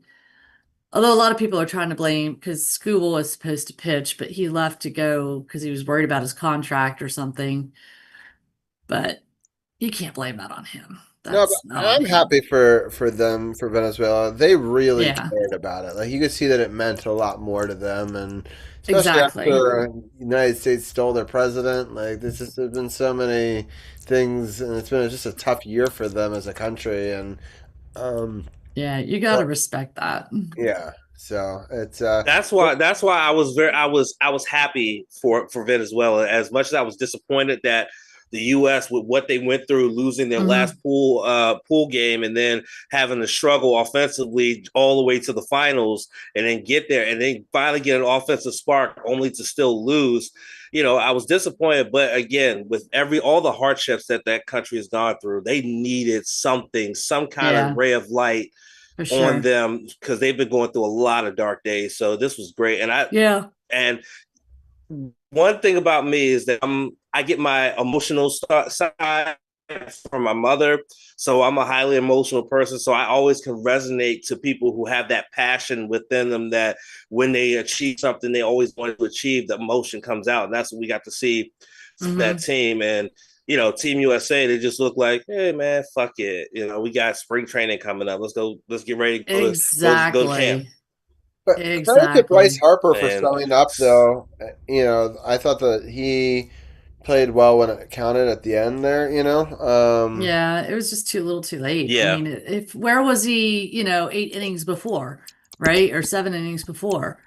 So, I mean, That's true. But I have to give again credit to where credit is due. They had such a hard run too. They went mhm. through all of the best teams. Italy was up to that point was considered the best team of the tournament. They went through them. They went through Japan, who was everyone thought was going to be the best team going into the tournament. And so like and the defending champions. right, exactly. And so I just So that they, was they proved that they earned it. It wasn't a fluke. So a really impressive run by them, and I just wanted to sort of conclude that story because I know we had talked about it a little bit last week as well. And with that, I'm going to let C4 give her final thoughts before we let her go. Okay. Yeah, that was a hell of a raw episode. Um, I like that that things are starting to come together, if you will, and they're not dragging things out anymore. I'm really looking forward to WrestleMania. That's going to be fantastic. I think the match I'm looking forward to most is the Brock and Obafemi. I think they've been selling that one really, really well. Unhinged Becky versus AJ is also going to be another great one. So, I think those are the two I'm looking forward to the most. Punk and Reigns. I'm looking forward to that one, but they got to be careful because that one, especially if they keep dragging the Usos into it, that could take a little bit of a turn where they don't want it to go, or fans may see something other than what WWE wants them to see. So they got to be real careful with that storyline. I think they're starting to get a little off track there. So we'll have to wait and see where that one goes. But all in all, I'm looking forward to WrestleMania. Next week is what? Oh, next week we don't have anything. So Yeah, I we're guess off I the will next. see you all. I will see you all when we come back then. Yeah, on the 13th. So it'll be interesting next 2 weeks. Definitely check out Raw, and Yeah. people should check out all the WWE action, and definitely check out the No Spots podcast, which they will keep you informed of all the different stuff. Yeah. And then, Yeah, Marcus and I will be our podcast, we're going to start live streaming on YouTube. nice. Mostly because it's easier for Marcus. He doesn't have to sit down and do all the editing and stuff. Um, so I think we're supposed to live stream tomorrow night. So the Caps Off the Chain podcast, where we'll go over the games. And he actually starts working with the Orioles on Thursday.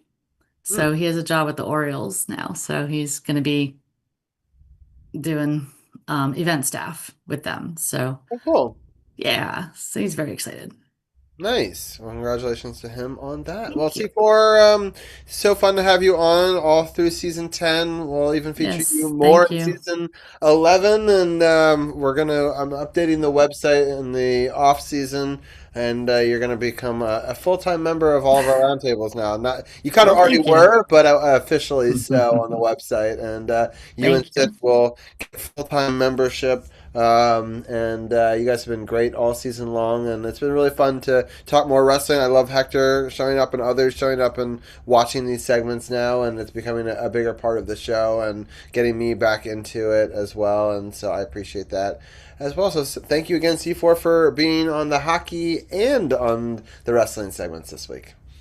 My pleasure and my honor. So, all right, we'll let you get going, and I'll let Sith all right. give his final thoughts as well. But for those who are wondering, oh God, how am I going to watch Stand and Deliver next weekend? We got you hooked up here. Domestically here in the US, you go to WWE's NXT channel on YouTube, subscribe to that WWE NXT, and there you'll be able to watch all the NXT events as they come on. Those of us with a VPN, we just hook ourselves up on our VPN and just go back to Netflix. So WWE has decided, okay, they're going to do this over here, and they're going to put us through the situation where they're doing more integration into YouTube. So that's what's happening with NXT with their media deals, because their thing with Peacock expired and did not renew. I'm looking forward to Mania. I'm looking forward to Cody Randy, because Randy's hearing those voices. And the intriguing thing is he's doing everything in his will right now to get booed, and the fans are still cheering him. It's kind of wild, because Orton knows what it's like to be this diabolical heel. He's doing diabolical heel shit. A part of me thinks the crowds in some of these arenas, they're kind of getting a little over Cody at some point. Some of them are. Some of them get a little tired of Cody, and they want to see Randy get number 15. So that's going to be intriguing. Champ and I have the last regular Sunday episode of this season. This coming Sunday, he'll talk to you all about that. But then we've got 3 straight weekends of pay-per-view coverage. NXT Stand and Deliver. The following weekend, you've got TNA Rebellion, which is one of their big 4 events, plus AEW Dynasty, and then you have WrestleMania weekend. So, Champ and I are literally going down the home stretch for this season. We're like at the Kentucky Derby. We're in the home stretch now. Nice. Yeah. It's cool that your guys' season ends right after mine kind of does, Yeah. It's been fun for the 10 seasons, so it's been fun. Yeah, it's really cool. Back here, it's like full circle almost now. Yeah, I know. Back then. Yeah, exactly. You were weekly, and then took a break, and now you're back to weekly. I really appreciate helping break down. It's fun watching the Raws together, and be able to live react to them and get people's perspective on that. So down in the basement. Yes. Yesterday, I started out with 36 franchises. What I did was I took their original films, graded them. Next week will be part 2, so on and so forth, until the wheels fall off and I run out of, where I can just clump things together and finish it up. So next Sunday is going to be all the part 2s, and people are going to learn something. I prefer Friday the 13th part 2 to the original. Well, hear me Robbie, out. I gotta ask you a question. Hold on, Seth. I gotta ask you a question, Robbie, because I'm about to bust Seth's balls. Robbie, which movie is better, The Big Lebowski or Friday? Don't say shit, Seth. Well, it's like I listened to the episode, but it's a good question. It really depends on my mood. Like, I like watching The Big Lebowski with my wife more, but I love Friday as a stoner comedy. So in college, that would have been my pick, right? So like, college stoner Robbie versus like now adult. Like it's a different vibe. I think I probably would go with Friday, but it's not as cut and dry as I would have. It really depends on. And that's true because I was listening back to that whole entire, episode and from a couple weeks ago, and I was like, it was a great episode, Sith. I thought it was fantastic. I loved your insights on so many of the different ones. It was funny. I was shocked at how many I had seen. I think I'd only maybe missed one of them ever, so I was pleased with myself. So I agree with your list. As a whole, but it's hard. I mean, there's such different movies along the way that they're hard to compare against. What defines a cult classic? Admit here before I go, I still have a lot of nostalgia of seeing Army of Darkness the day after it opened in a theater with my dad, with about 13 other people in the theater, and we all just had a blast. Walked out. And I was like, this is the only way you could have done a sequel to Evil Dead 2. Right. Which is one of my favorite horror sequels of all time because it's just way the fuck out there. The only thing I don't like is the fact that it feels like a little soft reboot just to get Ash back to the cabin to do crazy stuff again. Deal with the crazy stuff with the Deadites and everything because Sam Raimi didn't have the rights to the original Evil Dead at the time. So he kind of had to do a little soft reboot to get into sequel territory for Evil Dead 2. But other than that, the film totally works with me. But yeah, I remember being at the Carmichael 4, seeing Army of Darkness and just having a blast. It's like, all right, you primitive primates, this is my stick, No, I think that's a great movie. I love so many of those cult classics, and the other one that I thought was a cult classic that wasn't included that I think is kind of great. Maybe it's not as much as Grandma's Boy, right? That was one that I like. That movie never did anything like when it came out. No one even knew it existed, but it like at least when I went to college, like that was such a favorite of so many people, and I feel like it's not quite the same level as some of those other ones, but. Remember about a year ago having to send Hector the clip from Friday with Miss Paka. Had to send that to Hector because Hector had no idea what Champ was. I'm thinking, me and Champ were thinking, bro, you ain't never seen Friday? Right. Arun in chat thinks Friday is better than Big Lebowski, but needs to rewatch Big Lebowski. So, See, and this motherfucker had Friday at number 9 on his countdown, then Big Lebowski above it. I'm like, Sith, are you high? Like, I gave him props. I gave him his kudos for having Friday in the top 10 because we would have had real issues if the Friday was not at least in his top 10. But then when I saw where Big Lebowski was above Friday, I was like, oh, nah, I got to address this. I got to find out what's going on with my man's head, man. It's just a nostalgia thing. I still have a lot of nostalgia for Friday, but I have a ton more nostalgia for the Big Lebowski.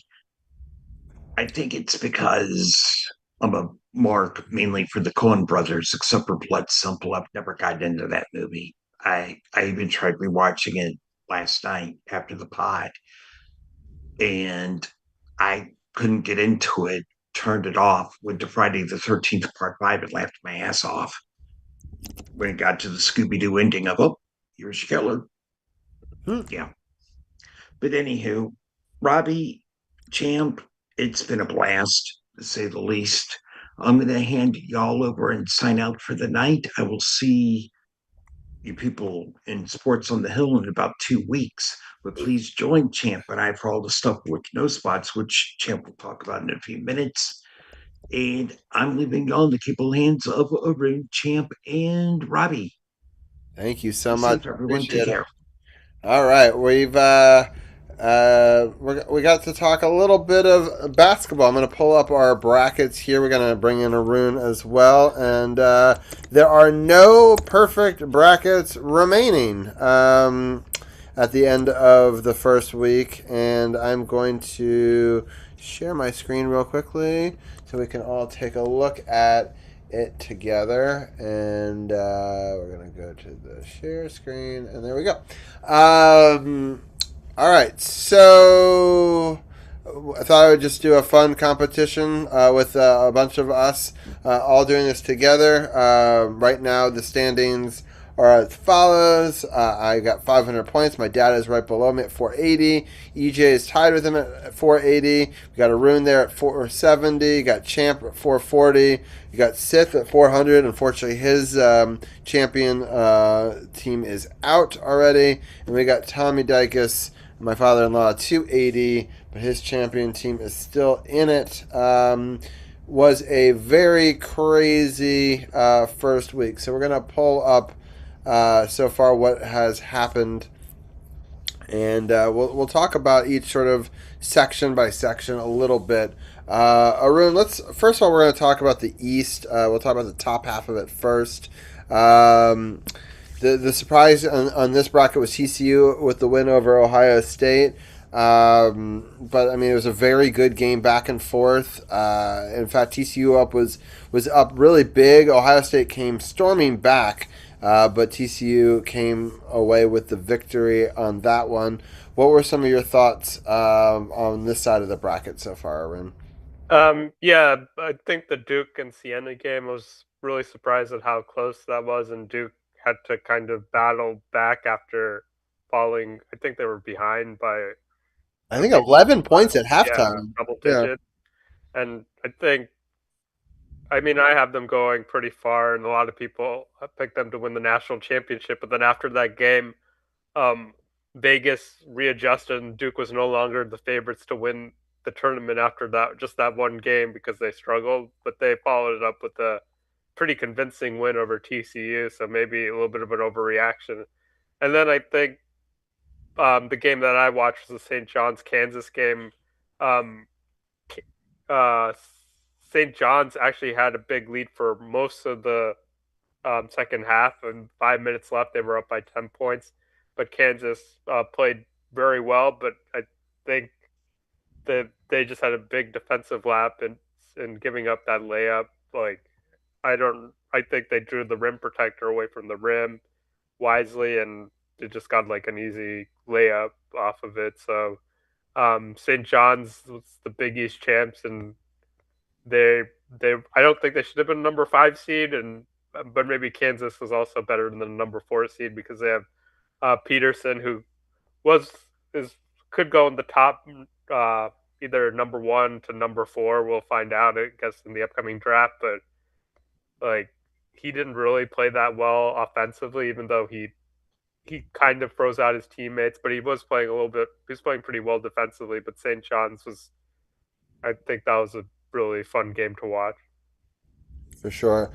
Champ, were you able to watch any of this, or do you want me to just talk to Arun about it? I don't want to leave you out, but I mean, the only game I did get to watch, I got to watch the end of the Nebraska game, but that's really the only bit of action I've really seen. Oh, I did see some of the end of another game that happened on Sunday. Only reason why I saw these because they bled into AEW Collision, which I was recording, so I was like watching them and seeing what was going on with that. So you and Arun can have the conversation.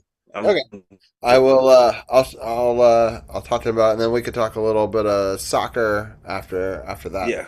All right. So the bottom side of the Eastern bracket kind of went the way I expected it to. There was no real big surprises in it, except for Louisville. I thought had some struggles with South Carolina. Michigan State, I have them going pretty far. But I don't know. There was not a lot in this one that was too surprising. There were some relatively close games. The UCLA-UCF game was close, but overall it went pretty chalk. What were some of your takeaways? Yeah, I kind of tuned out of as you mentioned, all the favorites winning, and none of these games are particularly close. The UCLA-UConn game was close at the first half. I think like almost through the first half, it was like a tie game, but UConn just kind of pulled away. And we get the matchup of the Hurley versus Izzo. I think most people had that in the Elite Eight, but nothing really too shocking from this side of the bracket. Yeah, it'll make for a good matchup between Michigan and UConn. And Duke, St. John's. That's the big difference between my bracket and EJ's bracket is he actually has St. John's beating Duke. I know he's a big Duke fan, so he's probably trying to do the reverse jinx there. All right, let's talk about the South bracket. We'll talk about the top part of it first. Nebraska did beat Troy. Vanderbilt beat McNeese. Iowa beat Clemson, and Florida crushed Prairie View. They put up 114 points in that one. Again, it went pretty chalk, and then the only really big surprise coming out of this side of the bracket is Iowa then turned around and beat Florida in their game. And that Nebraska-Vanderbilt game was a great game as well. But what are some of your thoughts, Arun? That was the game I saw. Yeah.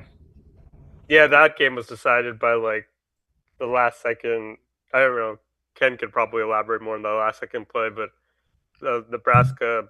Vanderbilt, I think, was winning for most of the game, but Nebraska came back and won the game with a lot of hustle plays. And Hoiberg was the son of the coach, and he was one of the smallest guys out there, and he got a key offensive rebound in that game, and that was a great game. And then I think Florida, that was my pick to get to the Final Four, but Iowa, they beat the number 1 seed and the defending champs, and kind of like Villanova when they won in 2016, they get knocked out of, I think, in the second round as well. And it was just another crazy ending. They were very unselfish in the game, and McCollum was very key in this game, and Flora Garris hit a 3-pointer with 4.5 seconds remaining, and that was the deciding. And Florida, even though they have great size, it's an upset, and that's what happens in March Madness. It's crazy that they all scored right around 72 points, 72, 73, 72, and 74. Shows how close these games were. Ken, any other thoughts on that Vanderbilt Nebraska game? So what really stood out to me in this game, because I only saw a little bit of it, was towards the end when Nebraska got that barely contested layup to take the lead by 2. Vanderbilt almost won this game. They had a last-second heave from just before half court, and it rimmed out. Like, it didn't hit backboard and go in. It didn't hit the rim, front rim, or anything. It literally was in, but then spun out. They were that close from getting a victory by 1 point and moving on in this tournament. And I'm pretty sure that was very heartbreaking. But the last couple minutes of that game were absolutely exciting because they were back and forth. It was like it was a heavyweight title fight. And they were just throwing haymaker after haymaker to each other, just trying to see who's going to get knocked down or take the TKO first. And it ended up being Vanderbilt, though. They still had one last gas with one last haymaker. They just missed and ended up getting a TKO. So there you go. Yeah, for sure. Very exciting stuff over there. Obviously, I was bummed North Carolina lost to VCU. This was the bottom side of this bracket was the one I talked about that all my favorite teams, the die-hard Tar Heel fan.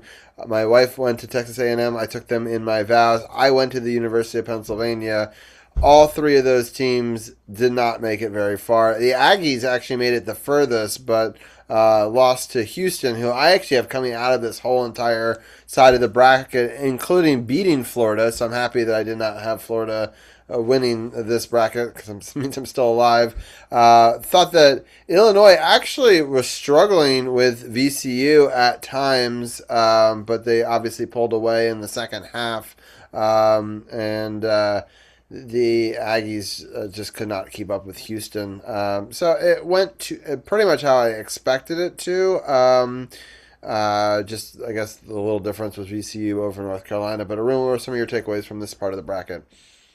Yeah, I think Illinois beating Penn wasn't that surprising, but it was. I think some Penn fans were chanting, "We'll be your bosses or something in the stand. So it's like maybe I mean Illinois is a good school, but I guess it's something to try to chant. And I mean, I'll give Penn credit.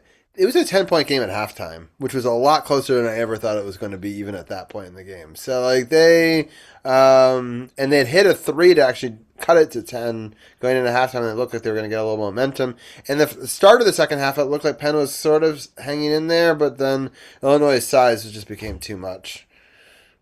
yeah, and Texas A&M, I think they came out with the win. And it's funny because Maryland's head coach Buzz Williams, he came from Texas A&M, and Willard went to Maryland, and Texas A&M ended up going further than both of those teams. Maryland didn't even make the tournament, so good for them. But then they ran into Houston, who was just way too much with Flemings. And yeah, Illinois, my mom actually has them winning it all, so we'll see like what happens with that Illinois Houston matchup. I'm looking forward to it. Yeah, I have Duke over Houston in the Final Four, but yeah, so I have them playing pretty well. All right, let's flip over to the other side of the bracket, and all right, we've got over here we got Arizona over Long Island in the Battle of the Iced Teas, and then we got Villanova, Utah State. That one was a bit of a surprise. I thought Villanova was going to win that one.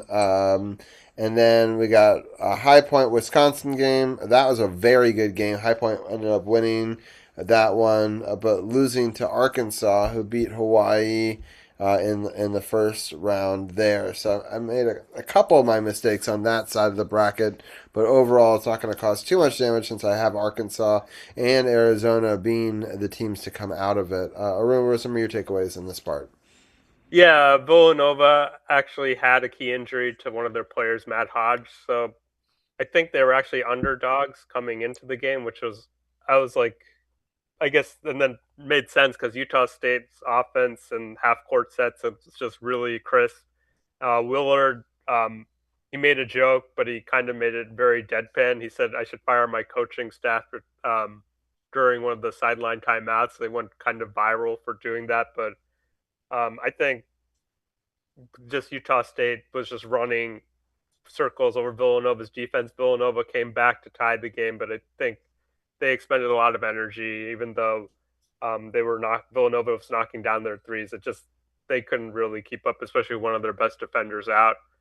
And then Utah State gave Arizona kind of a run for its money for a while. It was a single-digit game for a large portion, up until 5 minutes, and Arizona pulled away. Burries is like a top 5 or top 6 potential pick.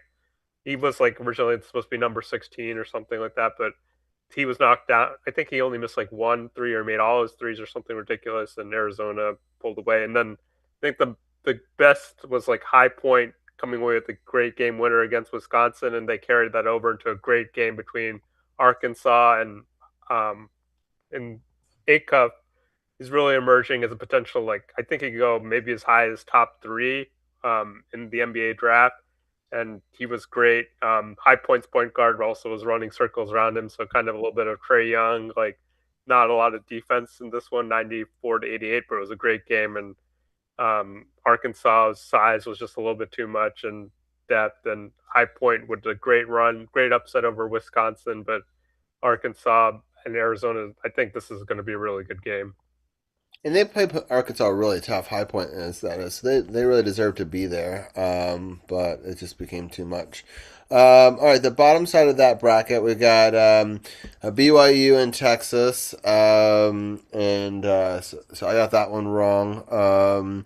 And then but I did have Gonzaga beating what I thought was BYU, so that part was at least correct. And oh wait, sorry, no, Texas. No, Texas won. Yeah. Texas won that game. That's right. Yeah, okay. So it's the bottom side I got right. So Gonzaga I got right, but it was Miami over Missouri and Purdue winning, and then I do have Purdue over Gonzaga. So we'll see if they're able to beat Texas. But Texas is having a hell of a run so far in this tournament. Yeah, first year coach Sean Miller doing a great job. I actually had BYU beating Gonzaga, but it turns out it was Texas beating Gonzaga. Um, Jordan Pope and Vokatantis each scored 17, and Cabden Heidi hit the game-winning three to really seal the win for Texas. And then I guess Miami beating Missouri wasn't really that much of an upset, and Purdue taking care of Miami in that one. I guess like we have chalk kind of in the one side of this, and then Texas getting getting to the Sweet 16. I had actually BYU because they had Debansa, the number one overall pick. I think he had 20 points at the half, and they were still down by double digits against Texas. So Texas could be spoiling a lot of more brackets because we'll see what Purdue does against them. Yeah. All right, and then the last section, which is the Midwest, Michigan, a team that I have going really far, dispatched pretty easily of their side of the bracket. I didn't have St. Louis being able to score 102 over Georgia. That was sort of a surprising to see that big of a lopsided game in a 8-9 matchup. Texas Tech did end up winning, and so did Alabama, and Alabama was able to hold on their side of the bracket. But Rue, what are some of your thoughts on St. Louis? They were kind of a surprise. Yeah, they actually have an Indian American player, Ishan Sharma, so I thought that was pretty cool. I think he got 12 points against Georgia and 8 points against Michigan, but Michigan kind of put the stamp down on them. Michigan had an injury to LJ Kaysen, who had a season-ending injury with an ACL, so they didn't win in their conference tournament final against Purdue, but they managed to get to the Sweet 16, and they'll play Alabama, who kind of steamrolled both of their opponents. Even though Texas Tech won by 20, then Alabama just beat them by 25 points, and we'll see. I think Alabama has the potential. I actually have Alabama winning against Michigan, but given the way Michigan looked against St. Louis and Howard actually was giving Michigan kind of a close game in the first half, but then Michigan kind of blew the doors off them. Like Howard did a good job like winning their playing game against UMBC, but Michigan was just too much, and I think the Alabama-Michigan game has potential to be a great game. For sure. All right, the bottom side of the last part of the bracket, we got Tennessee over Miami of Ohio, Virginia over Wright State, Kentucky over Santa Clara, and Iowa State crushing Tennessee State, and then Iowa State and Tennessee moved on. I had UVA winning that one, but I did have Iowa State beating UVA, so it'll be interesting to see how they do against Tennessee. Arun, any thoughts on this final part of the bracket? Yeah, it's interesting to see Gillespie from Maryland, part of the Crab Five from last year, and Maryland's run just being a key part of the Tennessee team. And I also had Virginia winning that game and going. I think I might have even had them beating Iowa State, and so they ruined my bracket a little bit. And we'll see if Tennessee can keep their run going against Iowa State. And I think the Kentucky Santa Clara game was a really good ending to that game. There was like a three by Santa Clara to take a 3-point lead, and then Kentucky immediately ties the game to send that game to overtime with just a couple seconds remaining. So a great finish in that one. But we'll see. But then Kentucky just immediately loses in the next round and then, yeah, I guess we'll see what happens in that side of the bracket. Yeah, I was pretty happy. I got most of my Elite Eight still alive, and all of my Final Four still in it. So we'll see how we do. We'll definitely, the championship will be on April 6th, so we'll be back the following week. But I'll definitely get Arun's thoughts on how the tournament went in general when that happens. Arun, any final thoughts on the tournament, how it's gone so far before we let you go? No, not really anything to go in the tournament. Just I'll be watching to see like the Wizards, like who they could draft, maybe Boozer or A Cuff. Like those are the guys left in the tournament. The Benson and Peterson already knocked out. So as far as Wizards watch, I'd check out Arkansas or the Duke game to see probably potential Wizards at this point. For sure. Well, Arun, appreciate you helping break down March Madness as you do every year with us. And we have one piece of RG3 news. He's going to be in the flag football for the Olympics, which I thought was... the tryout, yeah. Along with Gerald Green, so that should be great. Oh, wow. That's crazy. So it'll be like one guy who could still be in the NFL, one guy in his mid-60s trying out for the team, so... I don't know. Maybe they can both be teammates. I'll be pretty incredible if Green makes it. He would. I think the oldest Olympian is like an equestrian, but I think Gerald Green actually being an Olympian is probably harder than just riding a horse. Right, probably. That would be wild. But all right. Well, super fun as always, Arun. Have a good couple weeks off, and we'll talk to you soon. Sure. Thanks for having me on. All right, Champ. Yes. Let's talk a little bit of DC United before. There's not really much to talk about. Let's be honest. Yeah. There's not really much to talk about. It was a 0-0 draw, no goals. Atlanta United.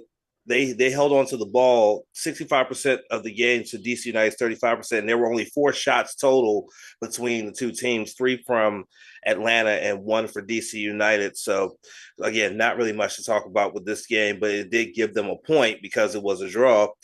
So now they're up to, they're up to 7 points, and it puts them 6th on the Eastern Conference table.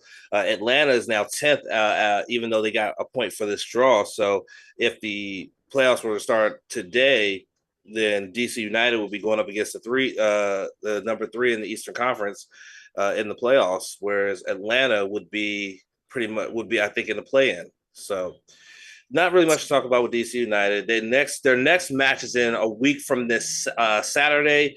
They will be hosting FC Dallas at Audi Field. So that's what they got coming up. They got a week off, and then they're going to be back at it against FC Dallas at Audi Field.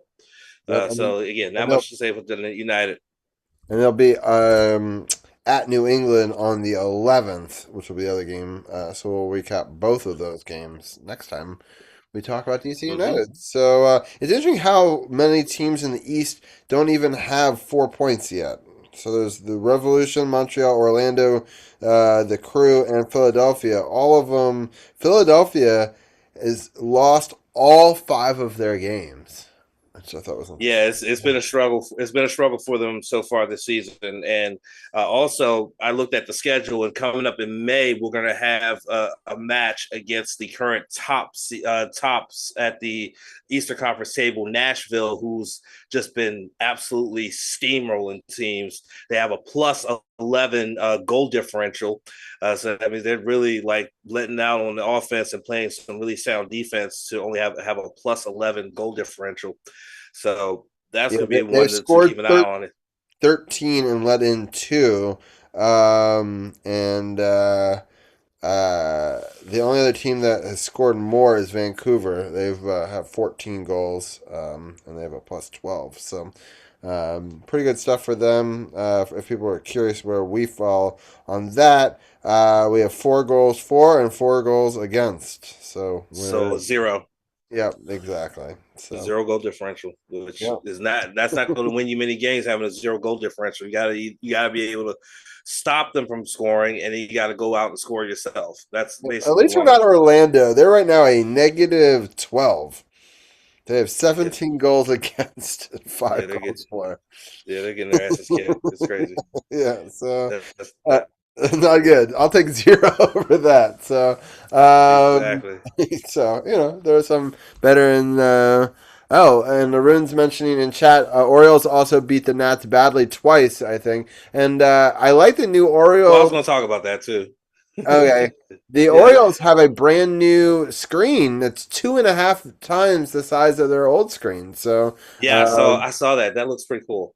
yeah, so they went from worst in the league to middle of the pack, which is crazy that 2.5 times this only gets you to middle of the pack, which shows you how small it was in comparison. So, Well, speaking of the Nationals, they actually ended their spring training on a positive, not really on a positive note, but overall was positive. They had a record of 14, 11, and 3 during spring training. So that's really good. If you pace that by the amount of months that they will be playing this upcoming season, they would be projected to have 84 wins, which is not bad. 84 wins and 79 losses.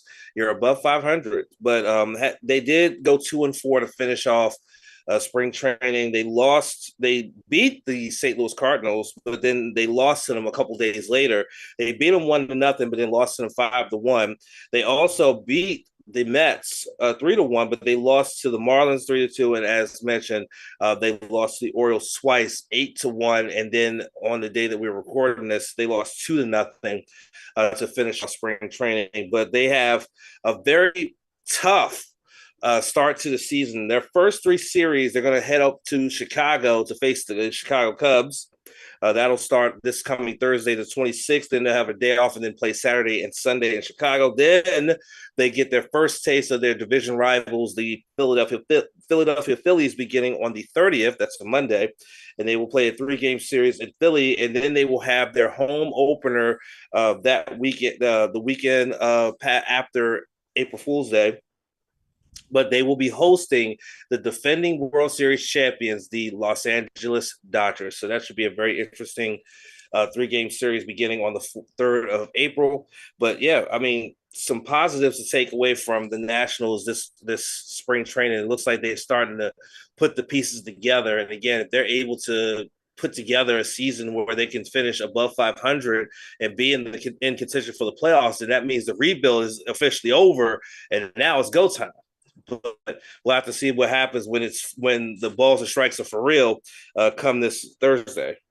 Yeah, and they'll also, just to take a look at one extra week out, they'll play St. Louis after the Dodgers on a 3-game series at home, and then they'll go to Milwaukee and play the Brewers on a 3-game series before we come back on the 13th, and then there'll be a game on that Monday at 6:40 against Pittsburgh, and we will recap that, and we'll also we won't go through each game in full detail, but we'll go through like the win-losses of each of them and sort of set up the season when we come back as part of Hour 2 is going to be busy. We're going to have wrestling. We're going to have baseball. We're going to have the Defenders. So it'll be a really exciting start to season 11 for sure with all of that, and also the 2 games for MLS. And, we'll still, in the first hour, we'll have to recap.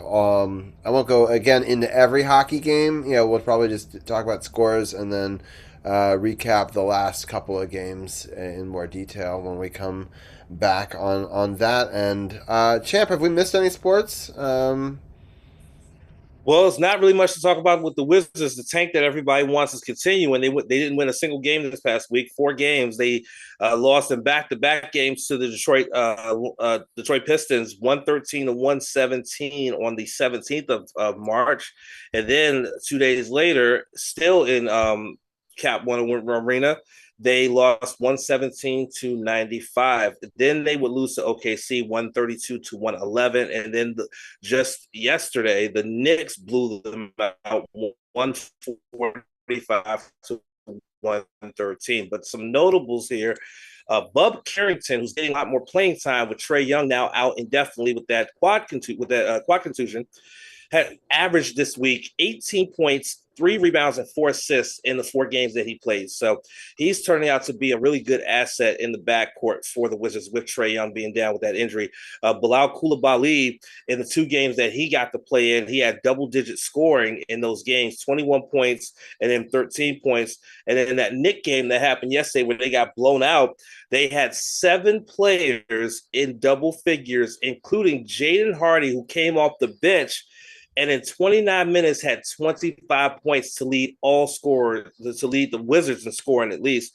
But the tank is here, y'all. Y'all want it. Y'all cried for a tank. The Wizards got a tank. They got a tank. Well, they're tanking all right. They're taking big time. And so that's basically it for when it comes to that. Wizards are just awful. Right. And then the last thing I wanted to talk about was the Defenders. And we only have a couple more sleeps. Yeah, not too much longer until that comes back. And what do you have the schedule in front of you for the Defenders games? If not, I can pull it up. I got it. Okay. I kept that tab on my phone just just for in case. You never know when I throw a random curveball at you, right? Yeah, I mean, Joe Budden said it best: "Stay ready and got to get ready." Exactly. All right, it's loaded up now. So we're 4 days, 12 hours, 38 minutes away from the opening of the season against Battlehawks. Nice. So that'll be a rematch against a tough team. I thought we played week 2 against them. No, am I wrong? DC. Oh, I guess we. What is their schedule? Yeah, Columbus Aviators, which is one of the newer teams for the UFL. We have them week 2, and then we have our home opener on the 11th, which is week 3 against another new team for the UFL, the Gamblers. Got it. So, yeah. And that's what we want with a t-shirt giveaway, a celebration of the championship, and at halftime, Wale is going to perform. I know, that's really cool. And we're I'm doing some research trying to figure out what game we should all go to. So stay tuned. We'll try to get to a game this year. It's a tradition I'd like to keep on going. And we went to a game each of the last 2 seasons. It's always fun at Audi Field. The Defenders had a fan fest this past week to get excited for the season.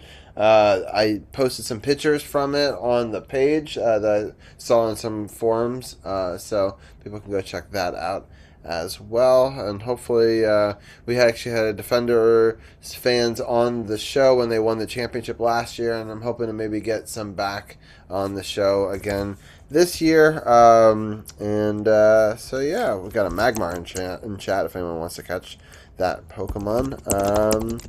And yeah, let people know what's happening on the No Spots on. You're doing a Tuesday show, and let people know when you're doing the main show. All right, so we have episode 3, which is the season finale for season 6 of the New Japan Cup recap. The Cup ended on Saturday with Callum the youngest ever in the New Japan Cup. So history was made in that main event on Saturday in more ways than one. We'll talk about all of that on this coming episode of the New Japan Cup recap. The main podcast will have episode 326. We will be back at our regularly scheduled day and time, Saturday at 6 p.m., streaming live on Kick, Twitch, and on Facebook. We are going to have one of our special countdowns. We are going to count down our top 10 favorite 5-star matches. So a lot to go through to come up with our best 10, but we're going to do our best to do so. That'll be coming up Sunday. And then, of course, the next week we will have episode 327 on Friday, because we'll be live reacting to Stand and Deliver the next night on Kick, Twitch, and on Facebook. So we have a lot going on coming up in the next couple of weeks, as it is WrestleMania season. And as Sith mentioned earlier on, we are winding down season 10 before we get ready, season 7, I should say, before we get ready for season 8 of our podcast, which normally happens around WrestleMania. But that's what we got going on. It's a lot. So make sure y'all are locked in for that. That's awesome.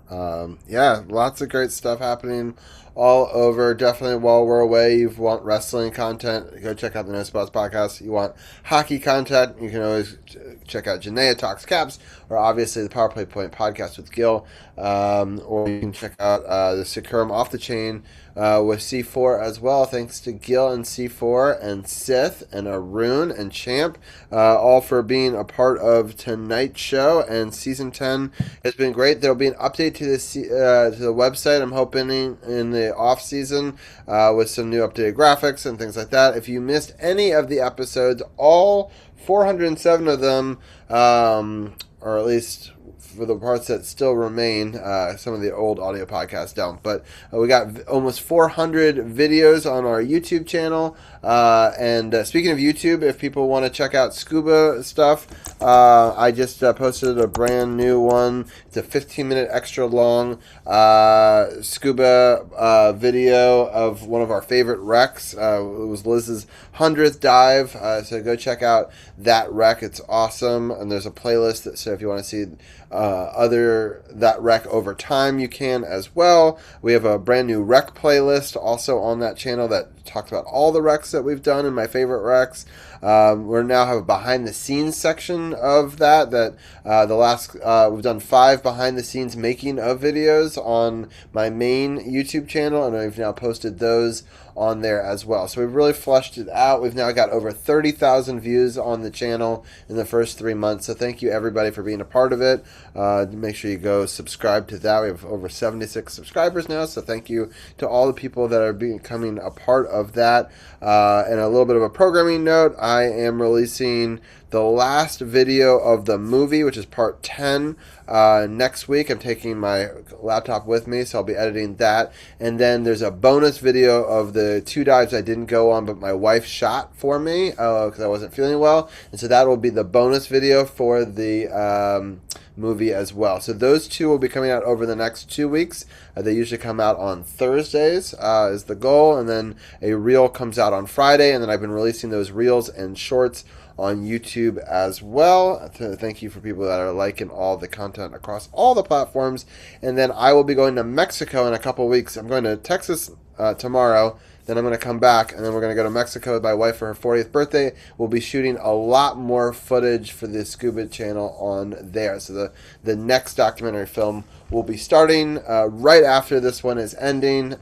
We've got some cool underwater museums we hope to film, as well as another night dive. So I'm excited about all of that. Little scenes of it, little moments and teasers will hopefully be released over the next couple of weeks as well. Stay tuned to Robbie G _SportsOTHP on Instagram if you want to know all the latest stuff that I've been up to. I had a really fun trip to New York City, also to celebrate Liz's birthday this past weekend. If you want to see the food or all the different art and stuff or some cool things to go do in New York City, if you ever get to go check out the Instagram and Facebook for all of that and more. We, although won't be doing a podcast the next couple of weeks, but if there's any breaking news or anything that is news and noteworthy, we will always post it at facebook.com/sportsothp, or if it's really big, on Instagram /sportsothp as well.